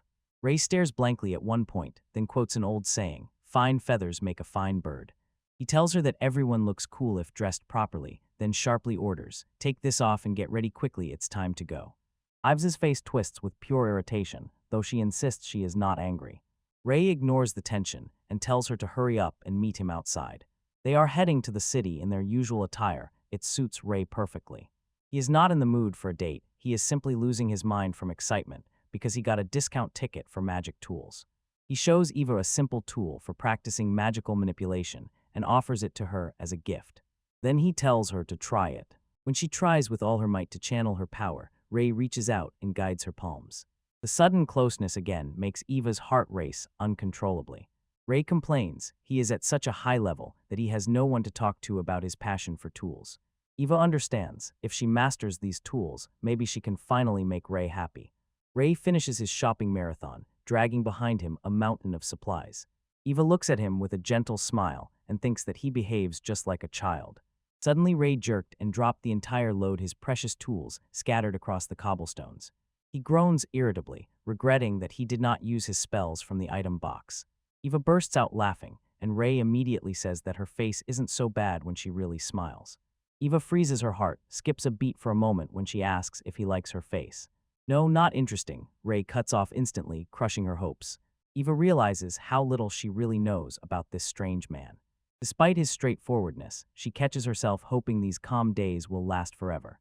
A single drop of rain hits her head, but the sky darkens not only because of the storm. From the cloud bursts a huge, terrifying black dragon, emerging from a crack and looming over the city like a death sentence. Suddenly, a huge dragon looms over the city, and everyone, terrified to madness, freezes while wandering. A dragon? Why is it here? Knights burst into the chaos and press for the evacuation of the townspeople, but the city's protective barriers do not activate. Ray orders Eva to go home immediately, assuring her she will be safe behind her own walls. As the crowd flees, Eva realizes Ray is going straight into the heart of the storm. He says that I forgot something and tells her to get out of there. Eva runs away, but her heart suddenly feels heavy as if she is overwhelmed by an inevitable, oppressive sense of anxiety. She flinches and realizes Ray did not say this. He did not promise anything at all that he would not fight. Ray dashed into the sky and flew headlong into a colossal black dragon. He drives his blade into the beast's scales with terrible force. The dragon strikes back, but Ray takes the blow and continues the assault, shouting, "Damn really." A mighty explosion of mana shakes the city as Ray lands and delivers a devastating blow. The locals cannot believe their eyes. A single man stubbornly matches the dragon's strength. Eva watches the slaughter from afar, her voice trembling as she whispers through tears, "Why, why?" Ray is deeply wounded, his armor half destroyed, yet he does not yield an inch. He stands victorious over the monster, gasping for air, while Eva rushes headlong to his aid. The celebration is cut short by a sound that chills her to the bone. Two more dragons emerge from the clouds, circling the exhausted warrior. Ray is already on the edge, but he only snorts contemptuously, muttering, "What a damn hell this is." The knight begged him to retreat and patch up his wounds, but Ray warned, "Just don't get in my way." He decides his own fate and, limping, moves forward towards inevitable death. Ray reveals his true dream: "I am a man who will become a hero." He knows he lacks the holy sign that defines a true hero. So he decides, to become a hero, you just have to be one in your actions. He decides to be stronger than everyone, to protect those who cannot protect themselves. Ray charges the double dragons, putting every ounce of strength he has left into the strike. He refuses to run. He chases the ideal of the perfect hero from fairy tales, whom he so reveres. At this moment, his courage shines brighter than any legend ever told. Despite all odds, the dragons fall, and the crowd freezes in stunned silence. Eva shouts his name and rushes to the very center of the destruction. Suddenly, she bursts from her place, and a dark aura begins to ooze from her body. She remembers Ray's warning: the power of blessings is not absolute and can vanish in an instant. Her near immortality melts before her eyes, and she becomes completely defenseless. One of the fallen dragons opens a vengeful eye and prepares a final desperate blast. Eva freezes, and feared death looks her straight in the face. A shadow slips through the smoke and intercepts the deadly strike. Ray stands like a living wall, taking the full force of the explosion to save her. The beast finally dies, and Ray collapses onto the cold stone floor. Eva looks at the man who gave her everything in horror. Through tears, Ray barely squeezes out a weak last smile: "It's my fault." The mage's magical healing falters. The feeling that Ray is still holding on disappears, and her life slips away. He looks at her, and in his eyes calm, the duty is done. Eva begs him to stay, choking on tears and shouting that their training is not yet finished. From that day, Ray never opened his eyes again. Weeks pass, and Eva remains an empty shell locked in her room. After his visit to the memorial, he wondered, was their teacher deliberately cold to them? She understands. He wanted them to be independent because he knew he would be gone forever. And Tiz recalls Eva's love for Ray. The truth finally strikes Eva's very body like a physical blow. She breaks into a throat-wrenching sob and finally confesses, "I loved Ray, I loved you." Eva remembers the day she became the best student at Magic Academy. A whole year has passed since her beloved Ray died in battle. The city prepares for a festival in his honor. Everyone will wear red hair to commemorate the fallen hero. Eva holds tickets to the exhibition of an ancient artifact, a rare victory against impossible odds. Despite her success, she still hasn't found the one thing she truly needs. She swears to use the power of Yggdrasil to bring Ray back to the land of the living. "Wait for me," she whispers, stepping away from his final resting place. Grief-stricken, she mastered restorative magic and graduated as the best student at only 14 years old. To gain the power she desires, she made a pact with a mighty water spirit to enhance her own strength. The ritual dyed her hair blue and numbed her ability to express emotions. Eventually, she joined the Hero-Ready party, rummaging through every secret text in search of the key to resurrection. During her journey, she met a man who turned everything upside down. Jinrei was so much like Ray that Eve dressed him in identical armor just to feel close to her lost love. When Jinrei charged into battle alone, Eve felt the nightmare of the past repeating itself. Returning to the present, Eva bitterly weeps over Jinrei's lifeless body and blames herself for his death. "Forgive me, if only I had not followed you," she cries as her heart breaks again. Suddenly, dazzling light bursts from Jinrei's chest. Jin is coughing, completely bewildered by his sudden return to life. Eve is blinded by surprise. The person she thought was dead is breathing again. Jinrai slowly recalls the duel with Henry and the moment his life faded. He combs the area searching for his opponent, but Henry no trace. He notices a significant coin on the ground and brushes off his own death as if it were a minor inconvenience. Eve demands to know why he is still alive. "Don't worry, I'm not some kind of ghost or anything," he says, waving his hand indifferently. He explains that he prepared a unique spell in advance, which activates after death and triggers only one resurrection. The process is exhausting. To renew the spell, days of fasting and intense concentration are required. He admits that he invented this spell himself when he was only 9 years old. This measurable resurrection manipulates space-time to rewind his body back to a healthy state. But the magic has a steep price, so ordinary restorative magic no longer works. He can also cause accidental teleportations and severe memory loss after activation. Eva realizes in horror that this is not the first time he has died. During a fierce battle with the dragon Jinrei, he, among other things, recalls a death that happened in the past. He remembers how 4 years ago he was chased by Aldi in the Manga area. He remembers defeating one dragon before 2 more appeared to finish him off. Eva's mind races wildly as he absorbs the details of Rei's deadly duel Jin. Rei's story comes together flawlessly. She begs in a trembling voice, was he wearing armor during that fateful clash? Jinrei confirms this and tells about a nameless Sid owner girl he once trained and named. He is paralyzed by shock. Eva knows such intimate details about his past. Tears of pure joy roll down Eva's cheek as the truth finally dawns. Touched by the heat of the moment, Eva declares that there is someone she truly likes. She refuses to let another moment pass without sharing her heart. "I love you," she says, looking him straight in the eyes. She confesses, despite his sharp character, he is the kindest person of all she has known. No tears in her eyes, no smile on her face, she is preparing for the most important question. "Will you go with me?" she finally asks, gathering the necessary courage. It is Hiro's birthday at the festival, and Rei desperately wants to dive into the exhibition of ancient artifacts.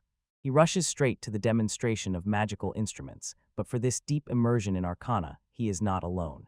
Suddenly, Eva drops a bombshell. She admits that she wants to be with him forever. He asks her for a little break, but his coldness only makes her pout. Eva's mood instantly twitches when she asks, "Am I bothering you?" Despite Rei explaining that his previous actions were completely self-destructive, Eva does not listen to any logic. She knows that he is actually a man named Jairi, but she does not care about his secret identity. For him, Rei is a special nickname that makes her feel closer to him than anyone else. Rei mentally pinches himself for his conscience and bites his lip. He should have refused her much more firmly back then, from the very beginning. Only a week ago, Rei truly died defending Eva from Henry's last, desperate attack. He was brought back to life only through dimensional resurrection after they defeated the demon named Gluttony. After the fight, Rei used hypnosis to erase the traumatic memories of the rescued academy students. Then he spent several days in complete isolation at the inn just to cast a resurrection spell on himself and fully recover. Now that everything is already decided, he has to calm Eva's incessant infatuation mode. She insists that since 4 years ago he told her to do whatever she wants, she is fully within her rights to pursue him. Rei insists that he has no intention of entering into a relationship, but Eva has already done her homework. Work, she insists. She says she just wants to be near him and hints, if you keep her close, there are huge benefits. She definitely knows how to get to him and hints at her huge collection of magical tools. Rei is confused until Eva reveals the true scale of her influence. She is the adopted daughter of the man who owns this entire exhibition of artifacts, so everything in the room belongs to her. Rei is stunned that she managed to hide it while handing him the tickets. She offers him a deal, stay with her, and he can take as many rare magical instruments as his heart desires. Rei tries to resist the bribe, but his enchantment by the artifacts makes his body react against his will. He gets hooked on the magical equipment, and Eva knows their shared passion is the perfect hook. She offers a compromise, asks for only 1 day of his time each week. Rei says that sounds more like a labor contract than a date, and asks if it really is just for 1 day. But as soon as he glanced at the list of requests, his jaw almost dropped. It is a list of intimate demands, and at the bottom there is a mysterious section completely blacked out. Eva blushes blood red, hinting that the hidden part is about how she marries him and tries her best to be his wife. Rei immediately tries to pretend the whole conversation never happened. Eva does not back down. She vows to make him fall in love with her because he does not have a girlfriend yet. And Rei shouts that he cannot do that and bursts out, breaking away completely, leaving the contract torn to pieces. His day is ruined, and he bitterly complains that he couldn't even properly enjoy the exhibition. While they are walking, Rei notices a young boy, the very one who was at the center of the gluttony incident.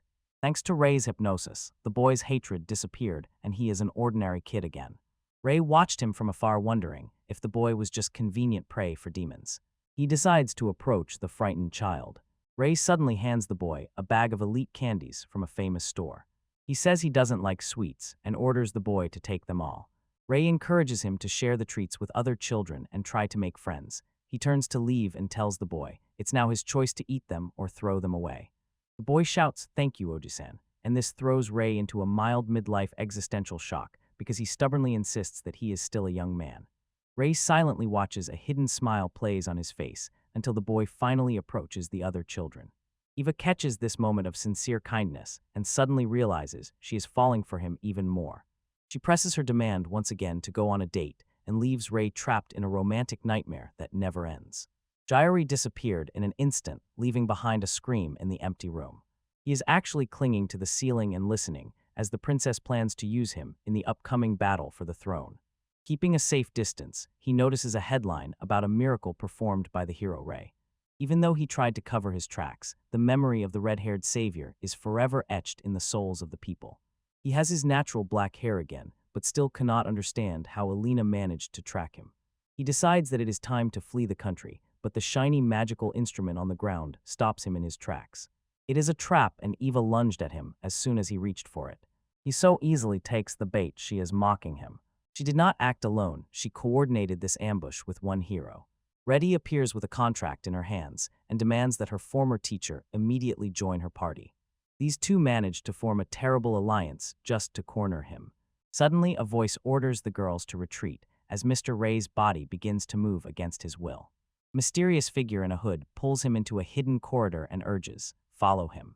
She leads him to a room fortified with soundproofing and concealment magic. She gives him a calming smile and says that nothing threatens them for now. Exhausted, Jairi falls onto the bed and finally catches his breath. But a cold realization suddenly hits him while the girl looms over him like a giant. She activates a magical transformation device. The disguise tremulously fades away. Raffine is the one who is constantly ignored, and she is already tired. She presses him to the spot and accuses him of never coming to visit her. The shock is enough to break his hesitation. He casts a desperate teleportation spell to escape the room before everything escalates further. He lands heavily in the middle of the forest, and his balance completely goes awry. As soon as he tries to get back on his feet, Kane already finds him. A knight does not seek a slaughter, he strives for guidance to reach the next level of sword mastery. The assassin's blade whistles through the air, but Jir intercepts it with practiced movements, without any delay. He knows he is being watched and demands the attacker to show themselves. Lena steps out of the bushes, admitting that she was the one hunting him. She is obsessed with gaining power and considers him the ultimate challenge. She insists that he is the only one strong enough to withstand her full destructive intent. Her face darkens and twists as she finally realizes she has found a worthy opponent. "I will kill you," she whispers, and her rage escalates to a feverish peak. Without saying another word, she disappears back into the shadows. Jurya does not give himself a second to try again and bursts into a sprint. He cannot believe that the attempt to live quietly has fallen apart and turned into this complete bacchanalia. Kane does not let himself be left behind, and even the head of the academy joins the chase. The director wants him to be a teacher exactly at the moment when Olna recognizes him from afar. Reddy and Eve are right on his tail, not letting his prey slip away again. Even Raffin is catching up and keeps shouting about their wedding that is about to happen.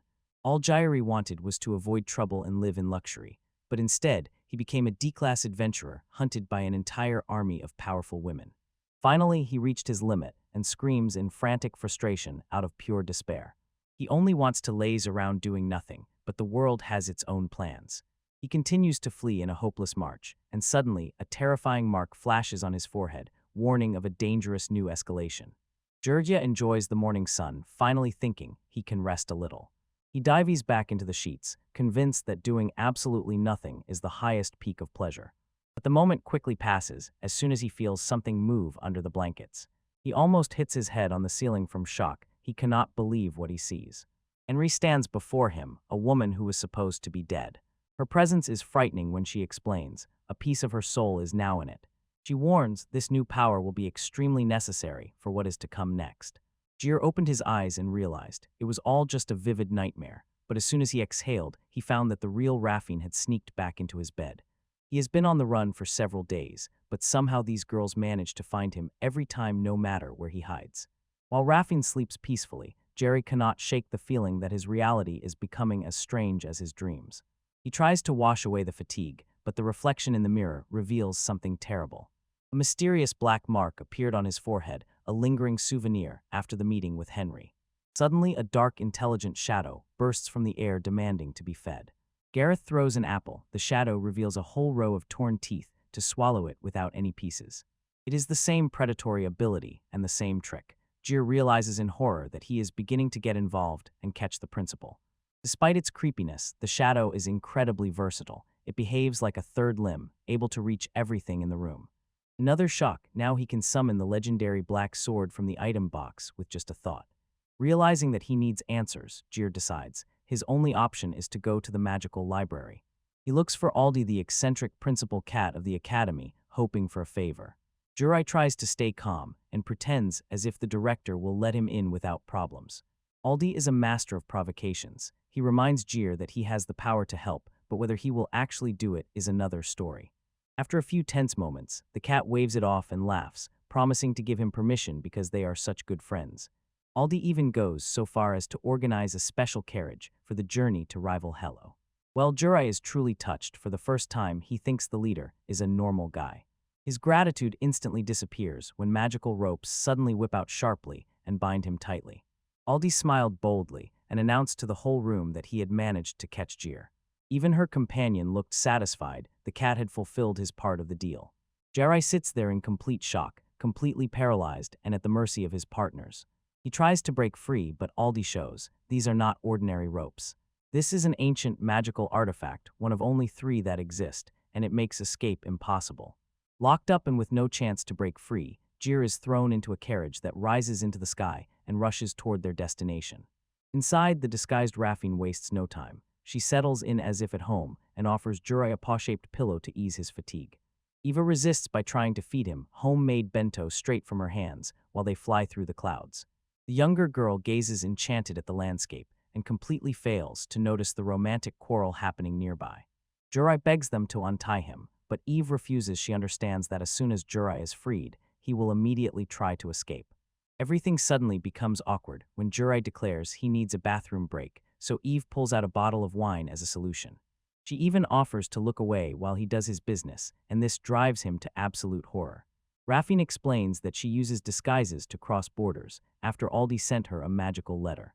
Outside, Aldi is bustling like in paradise, riding the winged carriage and enjoying the chaos he himself has caused. Jir can only sigh and accept defeat, puzzling over how his life became so complicated. The 2 girls immediately start arguing. Eva orders the princess to step back. Raffine does not back down, boldly declares that she and Jirai love each other. They burst right into Jir's face, demanding to know which of them he loves more. Eventually the tension subsides, and Raffine expresses a desire to fight on equal terms and become friends. She admits, as a princess, she never had enough friends from the very beginning. Eva is touched by the confession and officially accepts her, agreeing to remove the honorary titles.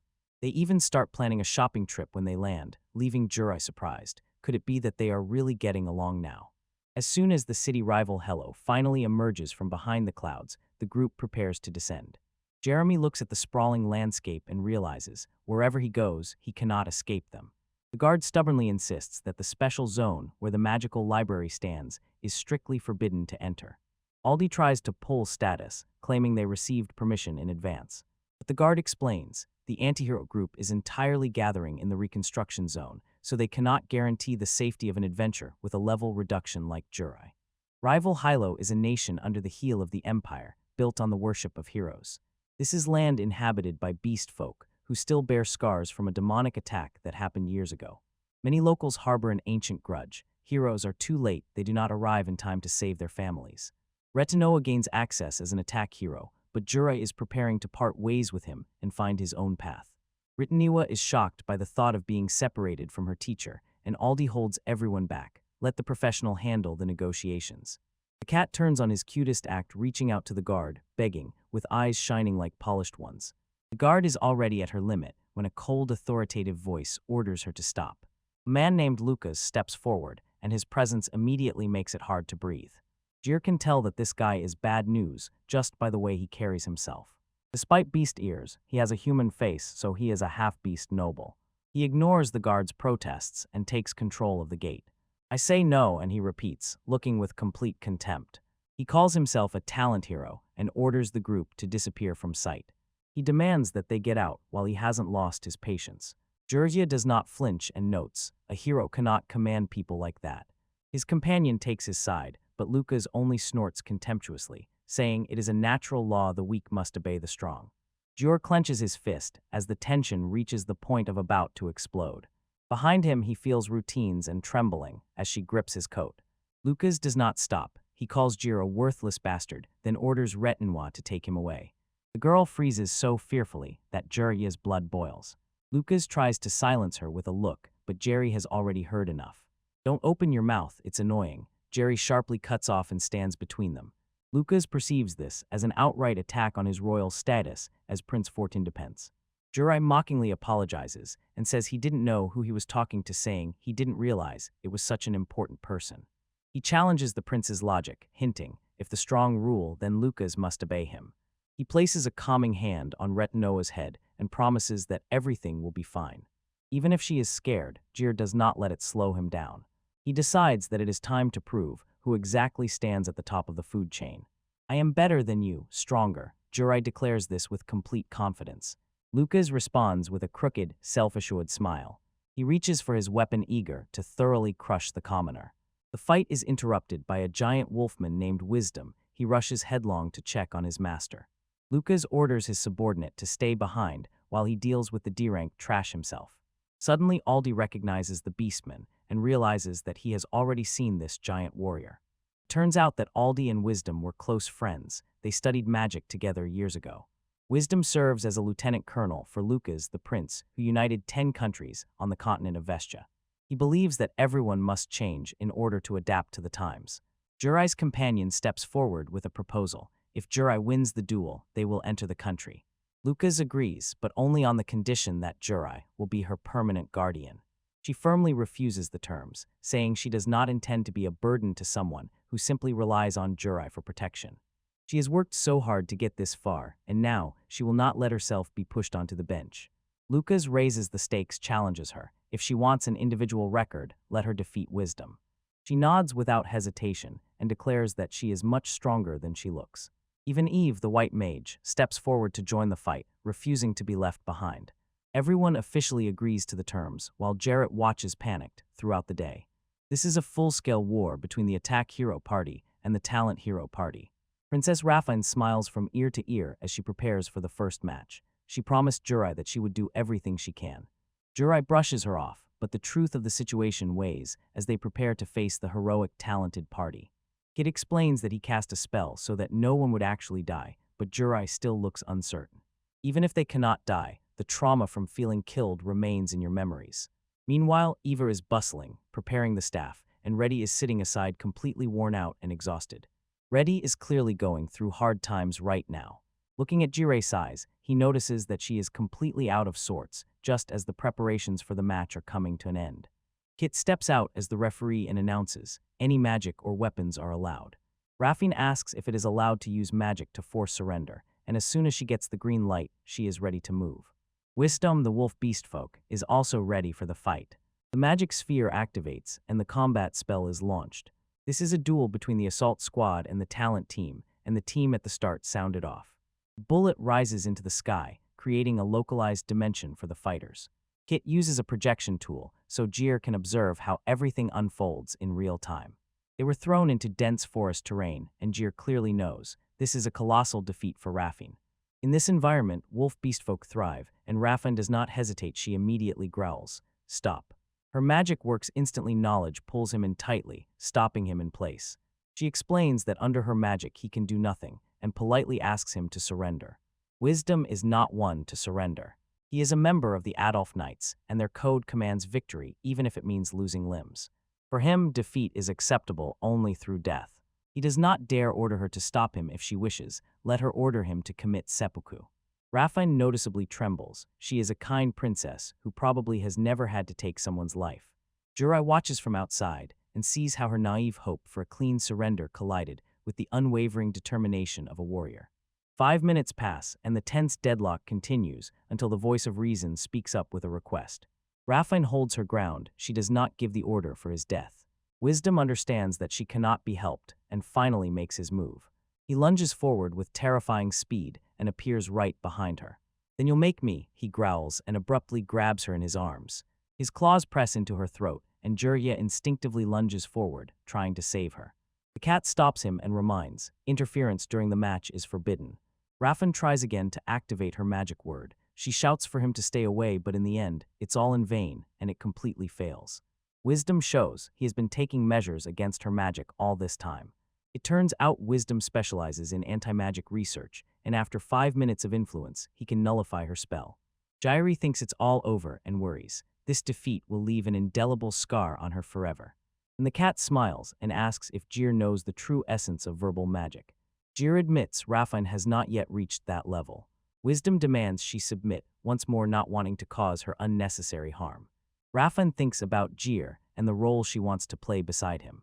She screams that she will not become a burden and refuses to give up. Wisdom sighs, decided to put an end to this as painlessly as possible. He prepares the finishing blow with his blade-like claws. Raphine falls to her knees, but this is not a prayer. She whispers a spell, "I am strong." She repeats it like a mantra and insists that she is much stronger than him. She imagines becoming faster and more powerful. Wisdom sharply lowers his hand down with deadly intent. He thinks it is all over as soon as he touches. The claws strike her neck with full force. But instead of cutting the flesh, the beastman's claws crumble to pieces.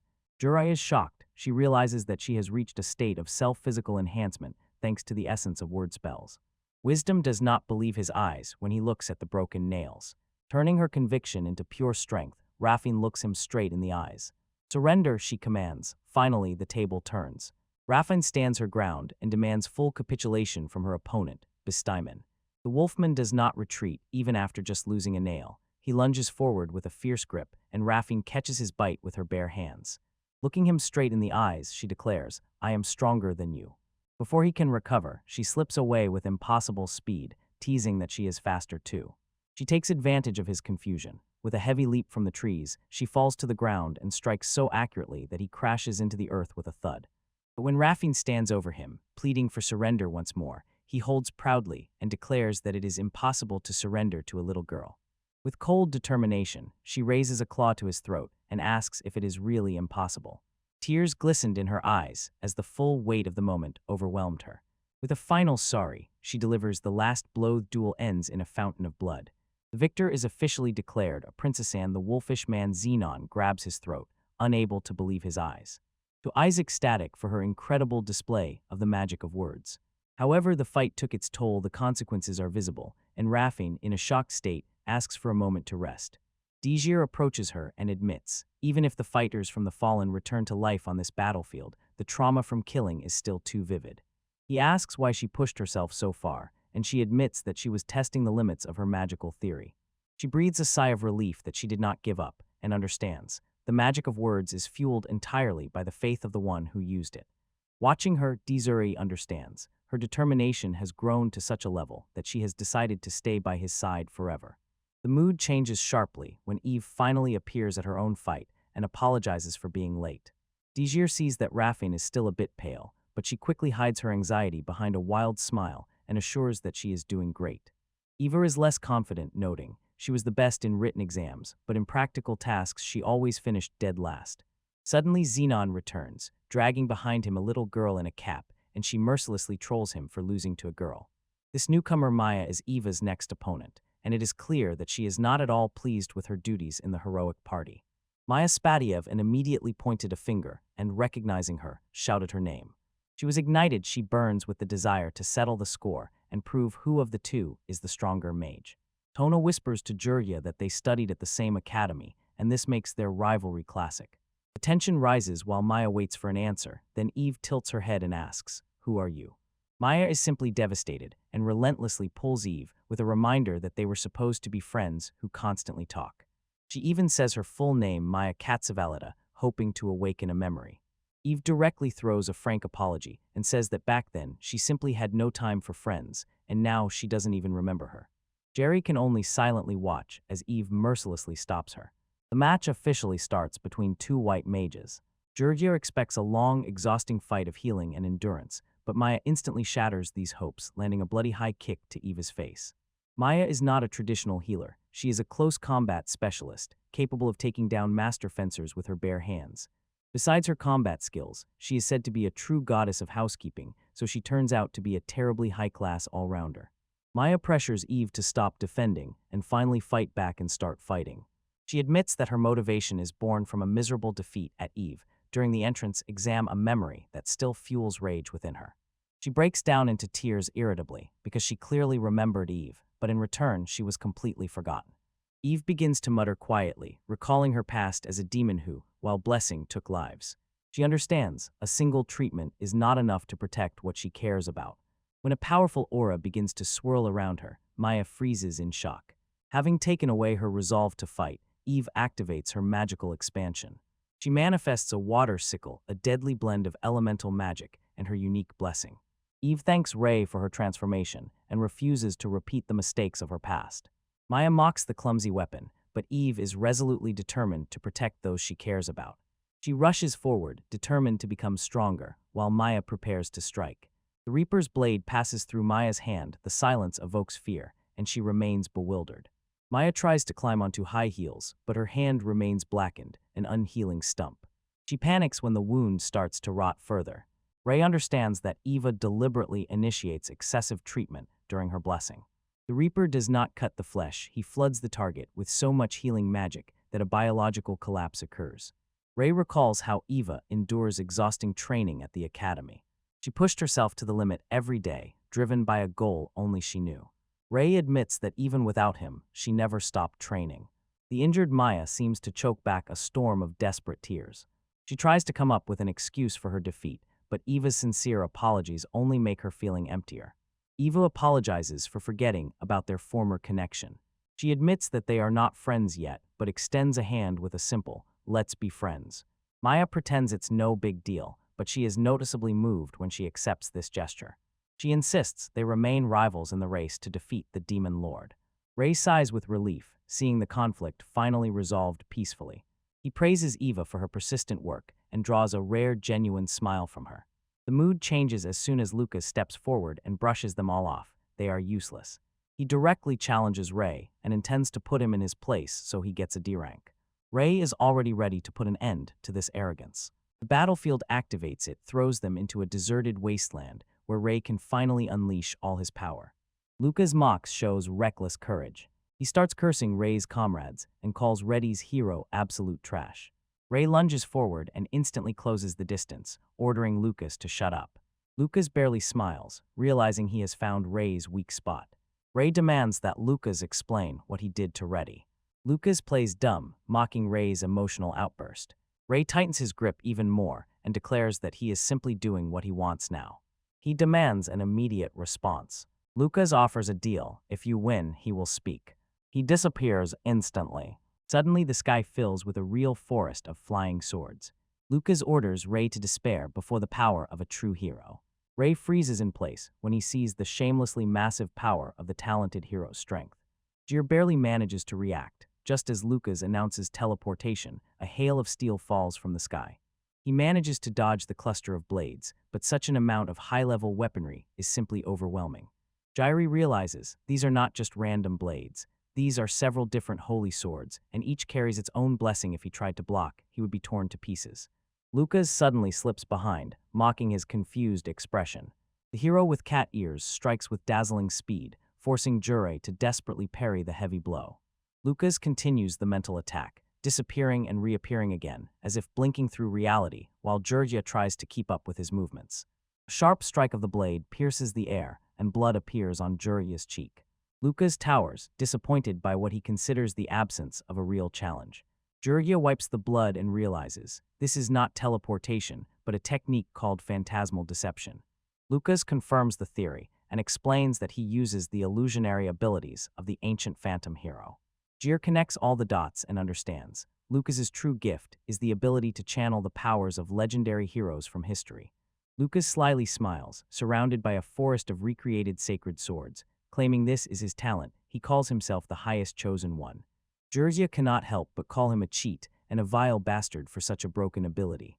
When asked where he knows about these little-known abilities, Jir simply answers, he researched a lot because he once dreamed of being a hero himself. Lucas admitted that he made a mistake, exposing his own trick. He draws his sword again decisively to put an end to this quickly. The sky suddenly bursts into a huge network of complex magical circles. Lucas tells Jir to despair because of the huge gap between their power levels. These are Imperial-level spells, pronounced without any chant, and it frightens with its wild demonstration of pure talent. Lucas boasts that he is a master of all magic, fencing, and martial arts. Georgia fixed his gaze on the towering magical pressure and felt the weight of the chosen hero's power. Lucas demands surrender, stating that he has no time to waste for a week.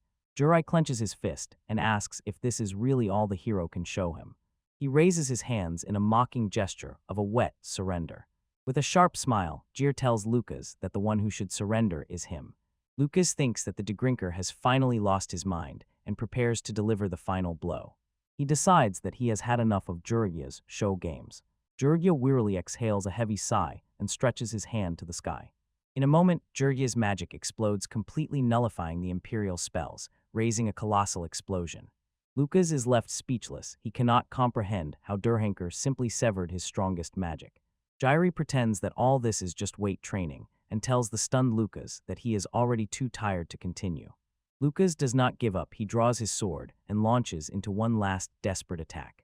Before Lucas can understand anything, Jir shortens the distance between them and delivers a fierce blow right to his stomach. He explains, countering an illusion is easy if you use detection and find the real body before switching. Lucas tries to strike the epicleps with his holy sword, but the move is already red. Lucas screams wildly. In anger, his attacks fail again and again against some nobody. Jir has already activated another decisive strike. He looks down at the fallen hero and says that the power he wields does not actually belong to him. It is a pathetic, pale imitation of the power of a past hero. The true might is not even close here. Jairi declares his victory and orders Lucas to surrender. Lucas, confused, asks why a man with such power agrees to be a neglected adventurer. Jir simply shrugs and says that raising his rank is a hassle, and besides, he was never meant to be a hero. When asked why he even needs this power, Jirei looks at the stars and simply says, "It's for me." Lucas finds the answer quite funny for someone with such potential. He looks at Jir with a mixture of envy and insight how nice it must be to live so freely. He calls the situation ironic. Lucas claims that the strong have a duty to the weak, and that Jir is renouncing his responsibility. Jerry stands firm and declares he will always follow his own path. He doesn't care about the expectations and complaints of others. Exhausted and broken, Lucas finally gives up. And grants the D-Rank team permission to enter both the reconstruction zone and the special zone. But Jurei is not ready to let the hero with beast ears go just like that. He stops him and demands the truth. He wants to know exactly what was done to prepare her to be so scared. Lucas remains calm and insists that he has never wronged her. He says, despite hating her ideology and character, he has never laid a finger on her. When Jairi presses further, Lucas advises, let him ask that girl himself. He hints that Reddy is hiding a secret that would be extremely disadvantageous for Jairi to learn. The hero sharply shuts down further questions, saying that the details are classified information known only to a few heroes. Suddenly the tone changes. Lucas asks what Jir would do if someone important to him were killed. Jir remains stunned by the dark suggestion. Lucas reflects on how hard it is to live honestly when revenge is such an easy path. He quickly cuts off this heavy topic and tells Jirai, just forget that he even mentioned it. But before leaving, he stops and gives one last piece of advice. He warns Jir if he truly cares about Reddy, there is only one thing he must do. His gaze becomes sharply serious, piercing. Force her right now to stop being a heroine. Georgia returns to the group, deeply confused by the hero's threatening warning. Richie is already back in her cheerful form. Her lively nature returned immediately as soon as Lucas was gone. Seeing how happy she is, Jir decides not to pressure her, let her stay. She obviously keeps her secrets to herself. She immediately returns to her usual antics and again begs him to join their party. Georgia refuses and she sulkily pouts and accepts it, reminding that she is a heroine anyway. The group finally arrives in the country rival Hilo, a state famous for its friendly attitude towards heroes. Since Ur is not an official party member, he has to pay full price for everything, and his target library is closed for renovation. He is officially broke and must find a job immediately. He realizes he should not be the only one carrying this financial puzzle. Soon he finds himself on the streets, followed by three beautiful girls. Even Raffine already stand at odds with each other, arguing over who is his true wife. Jurgia decides to make peace with all these dramas. The more people, the easier it is to handle the guild's requests. When he suggests a sightseeing tour before heading to the guild, Raffine quickly gets lost and starts wondering if this is a date. Richai is just excited, wants to hunt for snacks. Unexpectedly, Raffine decides not to consider the invitation suspicious and instead goes shopping with Maya. Eva also moves on. She doesn't want to enjoy the trip if her friend isn't coming along. They leave on their own, leaving the others behind. And only N is ready. He stays, waving the girls off with a joyful farewell. She doesn't waste a moment, immediately stuffing her mouth full of every street snack she can find. Jir looks distrustful when treats are handed out for free just because of her heroic status. She points to the huge clock tower in the distance. There wasn't one like that during Jurgia's last visit. He explains that it's a new landmark with a legendary romantic curse. They say that a confession forever binds the couple, but a refusal means you can never meet with this person again for the rest of your life. Their march is interrupted by an old man from the beast folk. He struggles under the weight of a huge backpack. While the crowd ignores him, Reddy suddenly jumps up to him and offers help. They help the elderly man, who leads them to the gate of the reconstruction area. Jairi decides to stop there, noticing how heavy and tight the security is. The old man hesitates for a moment, feeling the dense hostility and tension that waves from the depths of the ruins. Jirai understands the rumors about the antihero group are most likely true. The old man thanks Reddy, calling her a young heroine and a true benefactor. He praises her beautiful, clear eyes, emphasizing how rare such are. Then he looked at Jairi and blurted out that his eyes are cloudy, and in contrast, they look even worse. The elder admits that he knows the red-haired hero, Lucas. He explains that Lucas is often noticed. He helps with restoration work at night. Despite his attitude, a deep, lonely sorrow burns in the boy's eyes. He lives always on guard, letting no one come close to his heart. The old man looks him sharply in the eyes and asks him to take care of the hero. Jairi is disgusted by this thought and wonders why he should even be friends with such a freak. He reflects on Lucas's strange behavior and his dark past, sighs heavily. It's all a complete nightmare and a total hassle. Jir leads his team into the great labyrinth, giving only a simple warning to stay close. Reddy immediately ignores him and instantly knocks down the beast before it can finish its phrase. While the magical library is closed, Jir has to find a way to finance his stay in rival Hilo. The group aims for a huge jackpot, 1 million rain for each spirit herb they find. Since information about the herbs is limited, they have to rely on their own skills to locate them. Can you use clairvoyance to identify the healing herbs? Asks Gur, hoping Raffine can accurately point out where they grow. Raffine sincerely wants to help, but even notes that Jir will probably handle this matter himself. Jir admits his version of the spell works only on people, leaving the reconnaissance to Raffine. She directs her power, but the result turns out completely different from what she hoped. I can't find it, she whispers and sinks into a spiral of despair over her defeat. Jairi comforts her and decides they need to find the local fairies, let them give a hint. Eva takes the initiative, confident that her contract with the water spirit will make everything easy. They reach the water's edge and feel the faint presence of ghostly spirits slipping away. Eva begins her ritual, but the fairies are not going to be helpful. A clod of dirt flies out of the air and slaps Eva right in the face. She is already ready to start a bloody massacre, forces Jairi to hold her back until she attacks the invisible prankster jokers. Reddy realizes the fairies are actually afraid of them and hide in the bushes. Raffin suggests doing something interesting to show the spirits that they mean no harm. She decides that being next to Jairi is the highest expression of fun and grabs his hand. The other girls also jump into the events, crowding around the teacher and showering her with affection. Jairi writhes when they start sniffing him and rubbing his belly in a chaotic show. It's cool, ready a toast to the crazy plan, fully immersing myself in this oddity.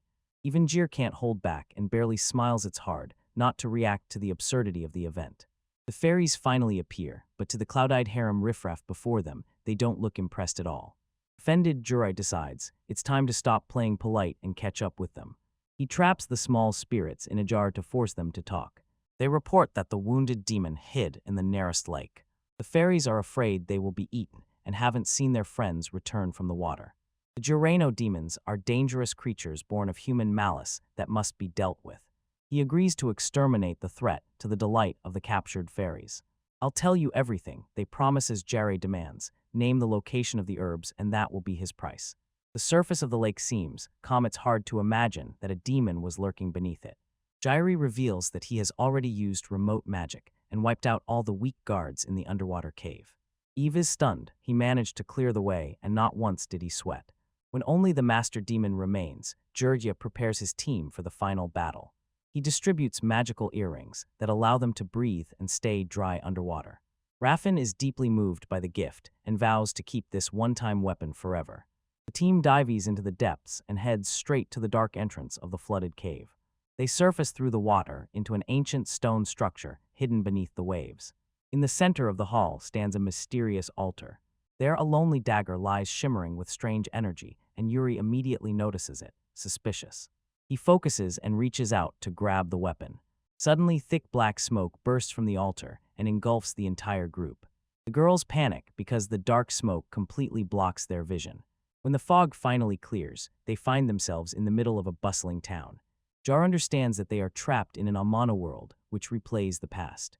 They watch as a young boy with red hair sneaks through the streets. The boy steals an apple from a vendor and quickly disappears into the shadows. They follow him all the way to a shack, where he shares the stolen food with a young Bisman girl. "Big Butcher Lucas," says the girl, leaving Jerry completely stunned by this revelation.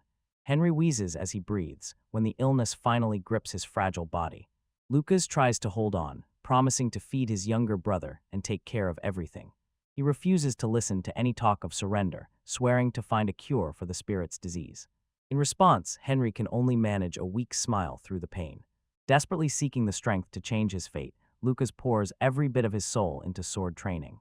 His determination is rewarded when he is officially chosen as a hero at night. This new status brings salary and hope to finally, by spirit's sake, to save his brother. Later, he tells Henry the pleasant news, dreaming of the day when they can serve as knights together. Returning to the present, the protagonist realizes he is looking at the tragic memories of the man before him.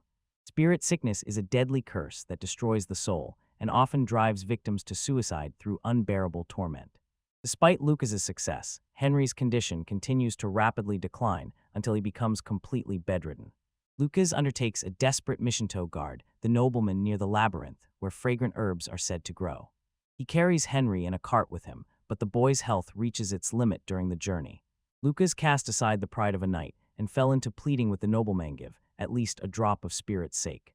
The greedy nobleman insists he has nothing left and tells Lucas he will just have to wait. As time runs out, Lucas calls a group of local adventurers to help him find the herbs. They agree to help him, and for a moment, a spark of hope ignites in Lucas. He pushes himself to the limit, fighting monsters, sneaking through the forest, and carrying Henry on his back. While they make their way through the forest, Henry faintly recalls how Lucas saved the girl from the landowners. That boy quietly whispers, "Back then you looked really cool." Henry admits that he always felt like a coward compared to his brother. His only goal is to grow up and become just like Lucas, to help others. The conversation suddenly breaks off. Henry helplessly hangs like a lifeless body. Lucas shouts for him to wake up, but the boy is already dead. When Lucas returns to the village with his brother's body, he sees the noble and desperate man celebrating with the very same supplies they claimed were already gone. They were not even surprised. Not only did they not search, they didn't even look in the grass. The governor showers them with noble insults, calls them half-beast beggars, and demands they leave immediately. Lucas' grief instantly turns into cold, deadly rage. He realizes their lies are the cause of Henry's death. The panicked nobleman orders his demon to kill the knight, and the beast turns around, sinks its fangs into its master, and tears him to pieces. Lucas understands this demon has been causing the abnormal activity of monsters all this time. He draws his blade, holds it at the ready, and is prepared to destroy the creature. The vision suddenly breaks off, and the party returns again to the same room. The black demon from memory stands right there next to him. He does not take a single step to attack. He simply crouches before everyone. The girls prepare for a fight, but the protagonist orders them to stop. He realizes the creature does not intend to fight. A step forward and he calls the beast by name. "You are Henry, right?" The demon devoured the boy's body, and during this, Henry's soul took control over the creature's body. Reddy asks if there is anything they can do to save him. Unfortunately, too much time has passed. Resurrection magic will no longer work. The main character realized Henry showed him those memories because Henry has a message for Lucas. The demon lifts the ceremonial sword from the altar. He wants it to be given to his brother. The protagonist agrees to pass it on, but Henry's control begins to fail. The demon's instincts start to overflow into him as he screams in pain. His soul can no longer hold its own ego against the beast. Since their souls have merged, it seems Henry will have to be destroyed along with the demon. Suddenly, the main character's black sword begins to leak dark magic on its own, without any command. He understands the blade is capable of devouring a power that gives it the ability to consume souls. If he uses this, he will be able to calm down and eat the demon's soul, preserving Henry's essence. He raises his hand and commands the sword to eat. "I will put an end to this, Henry," he declares. The demon's illusions revealed the tragic truth of Lucas's past and the fate of his brother Henry. Henry's soul was devoured and merged with the monster, but Jerry used his predatory skill to tear that soul back. Looking at the consequences, the princess wonders why a boy like Henry was not allowed to find happiness. Jar objects, insisting that Henry died with a smile on his face. He draws the ceremonial sword and says that the blade glows with a pure light without any residual images or malice. This is a sign that the boy's spirit has finally calmed. The princess can only smell and hope that Juria's intuition proves true. When the demon was subdued, Jir shifts attention to the original mission, spiritual herbs. They head to the ferry dock to finish what they were really hired for. Jiri prepares to make the environment work in his favor. He throws the white moon end in the sky, raises a huge artificial sphere, summoning it with his power. The magic works instant lithe field explodes with a sea of luminous potion. That was the secret the fairy spoke of. Ordinary grass turns into aromatic herbs of high quality as soon as it is bathed by this particular northern light. Jai understands that is why the hero's squad could not find them years ago. He orders everyone to start harvesting before the magic disappears and the herbs turn back into weeds. The team dives inside, determined to clear the field to the last thread. Jur is already calculating the colossal payout, dreaming of 100 million gold. Returning to the guild, Kairai notices a distraught father begging for information to save his dying son. Jurya complains that the herbs have a sharp, unpleasant smell. He tries to dump the heavy bags on the girls, but they are not interested. They categorically refused to transport the stinking cargo. Even little Reddy wrinkles her nose at the bitter smell. Defeated, Jerry carried the entire load on his shoulders alone. He rushes away and orders the group to find an inn while he attends to his personal matters. The girls understand. Despite his complaints, Jurai has a good heart. Jurgia finds the father in despair and leaves herbs for his son's recovery. Suddenly, Lucas appears irritated. Jur tracks his movements using detection magic. Juri does not waste time on ceremonies. He tells Lucas that he has a message from Henry. Lucas shudders from the harsh shock until he notices his brother's ceremonial sword. Jir explains that Henry's soul rests inside the blade. He recounts the full story of the labyrinth, not missing a single detail. The soul is now sleeping, but Jir estimates awakening will take from 6 months to a year. Lucas believes he needs a physical vessel to return. Jerry stuns him with one blow, says he will handle the impossible. He plans to use the data absorbed from the demon to literally recreate Henry's original body. Jurgia tells the hero to stop worrying and live as he wants. Lucas recalls childhood dreams about knighthood at night. Now he is completely confused. He cannot find either a reason or the strength to keep going. Jurgia asks him why he is so confused.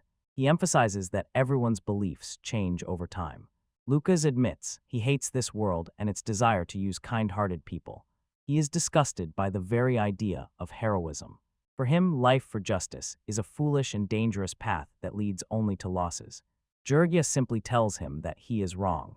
Jurgia challenges the hero, do not look away and watch him closely. Lucas warns him, someday he will still regret his decisions. Jurgia sharply leans back and asks the hero why he doesn't just quit if he dislikes it so much. The question throws Lucas off track. He freezes, stunned, and remains silent. He tightly grips his brother's sword. Finally, he utters sincere words of gratitude and walks away. Jar wakes up in the middle of the stable, still half asleep, torn from drowsiness. His peace lasts only briefly. A sudden kick to the face pulls him out of his shelter and sharply thrusts him into reality. He stays in this hovel only because he is completely destitute, although the rest of the heroes in his party usually receive royal treatment. The girls are still unconscious, lost in their own dreams. Raffine mumbles that a very long time has passed. The youngest girl promised the teacher that she would come to the party. Milia simply sighs quietly in her sleep and dreams about how cool Ray seems to her. Jurya finally untangles himself from that pile. Milya wakes up and immediately demands a good morning kiss to start the day. He shoots down this idea instantly, so she agrees to the hugs. But there is no time for games. He gathers the team and leads them to the magic library. The scale of the interior impresses to the point of trembling. Books fly in the air by their own power, as if the building itself is alive. This is a library with a magical refuge, governed by a master magister, and guarded by silent automatons. Even usually reserved Rafan is left speechless by this scene. Jure explains that their task is to find a specific list of books for Aldi. To make the boring task more interesting, Jer proposed a small bet. The one who finds the most books gets the right to give orders to the one who finds the least. The girls agree instantly, their competitive spirit ignites. Before they scattered, Jaren pulls Rafan aside and tells her that clairvoyance is strictly forbidden. She thinks it is a matter of fairness, but there is a deeper reason. Jurgia reminds her magical power has not yet fully recovered after their last trial. Seeing his sincere concern, she gives him a radiant smile and agrees. Milya watches the exchange with pursed lips. It's clear she is jealous of the special attention. The group dynamics are still complete chaos, but they have work to do. The match officially started, and the girls rushed into the passages. Rafin is determined to win some alone time with Jur. Milya dresses for the date like an adult. The youngest is now only thinking about how to make him officially join their party.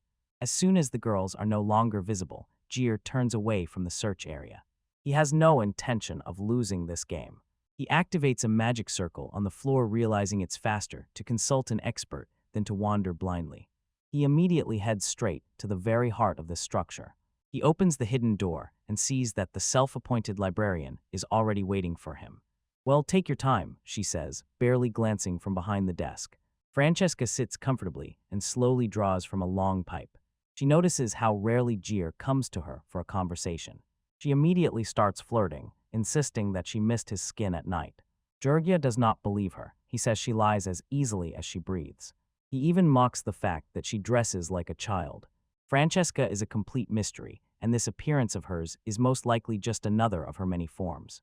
Jir recalls the moment when he was caught sneaking inside and was forced to serve her as punishment.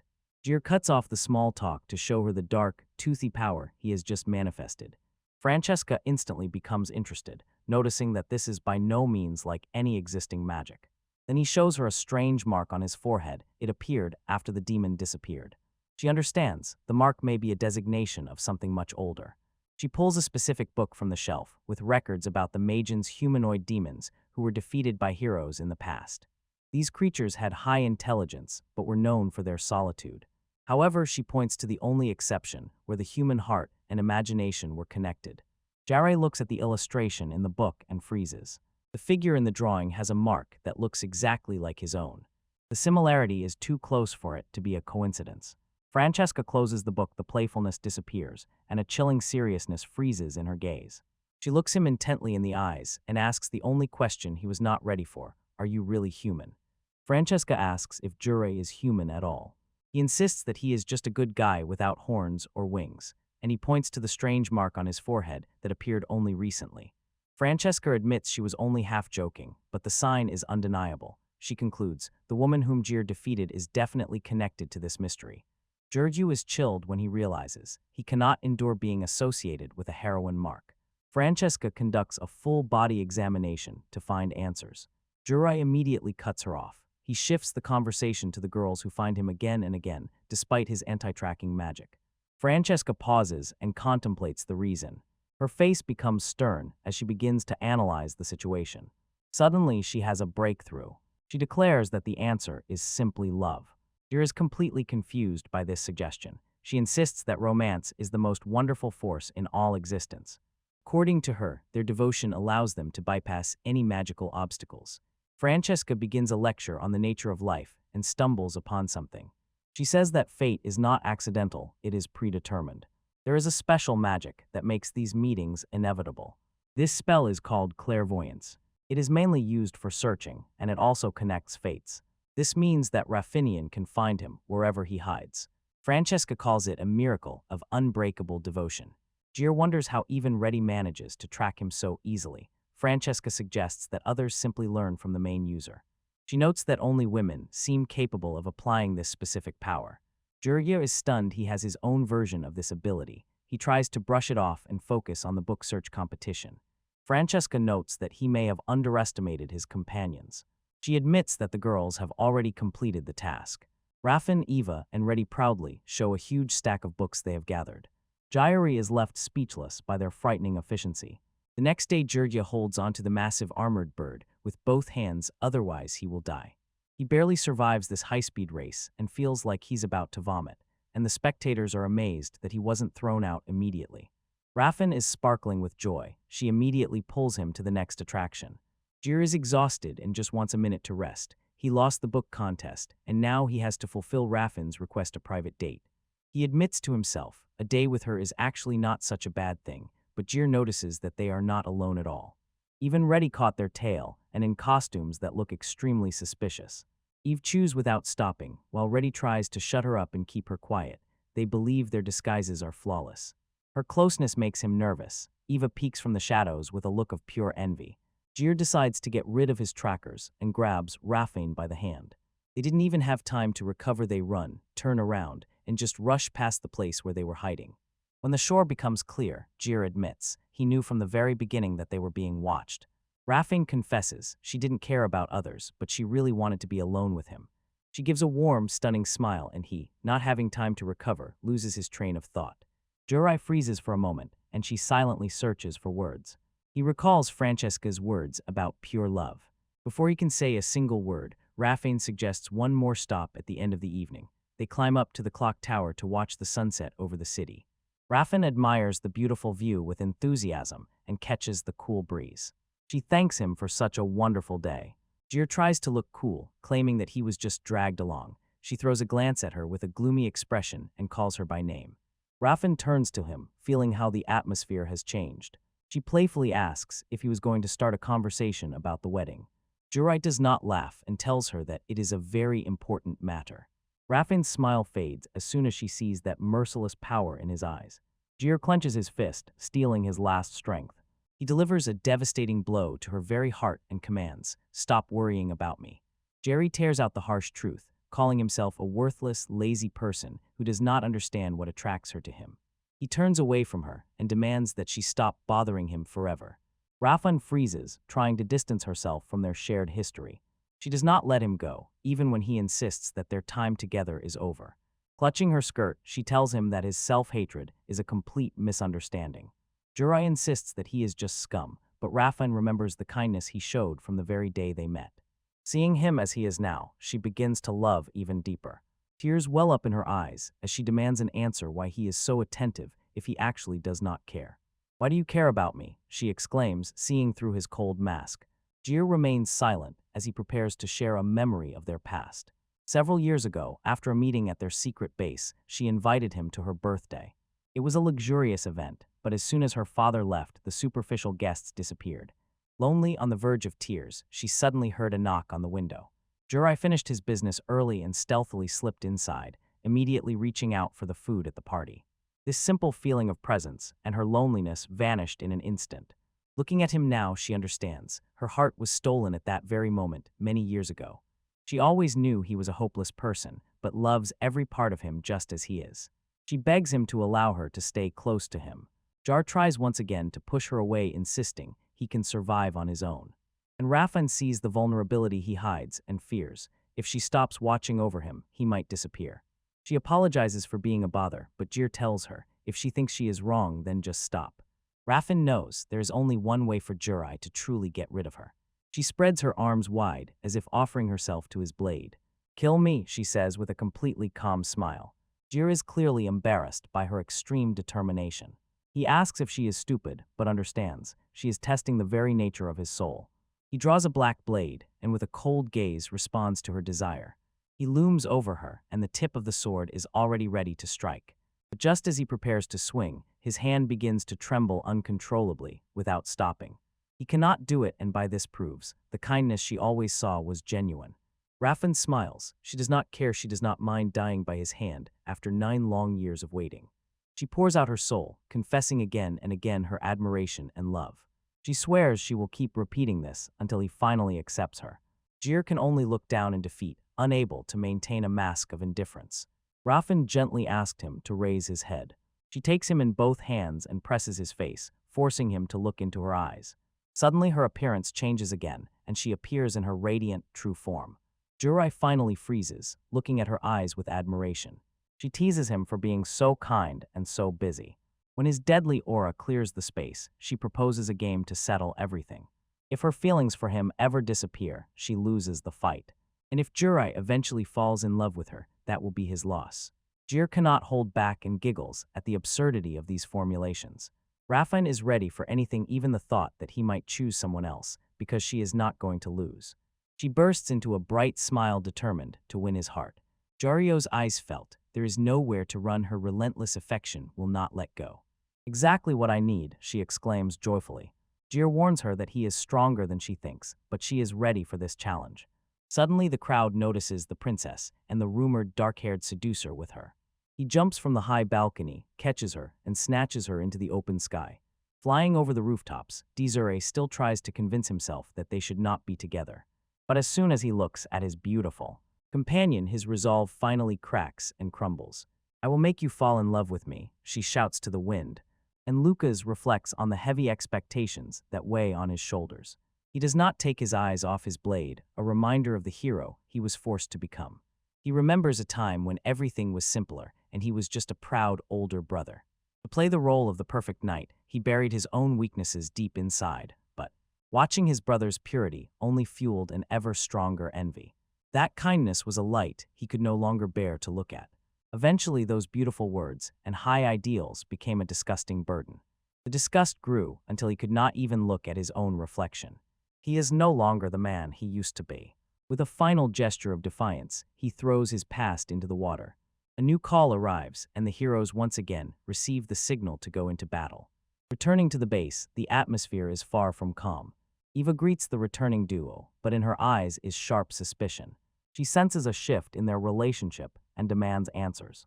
Jur tries to nullify everything, but Iv immediately sees through his lies. He recalls that tense moment during the date when he tried to push Raffen away. Instead of giving up, she poured out her feelings and started a romantic competition. The news struck Eve down. He is in complete despair. Unable to remain aside, she officially enters the race for Jer's sympathy. Jer realizes he is stuck in a promise that can no longer be undone. While he does not manage to cope with the headache, he notices Reddy has disappeared. Suddenly she tears the door and throws him to the floor, pinning him to the ground. She carries an official letter addressed to her teacher. It bears the seal of the Church of Heroes. They invited a meeting in the city of Rival Hillo for an urgent petition. The list includes names of the highest-ranked heroes, and Jurai is surprised when he sees that he is also included. He is just a D-rank adventurer. He wants to go home and sleep.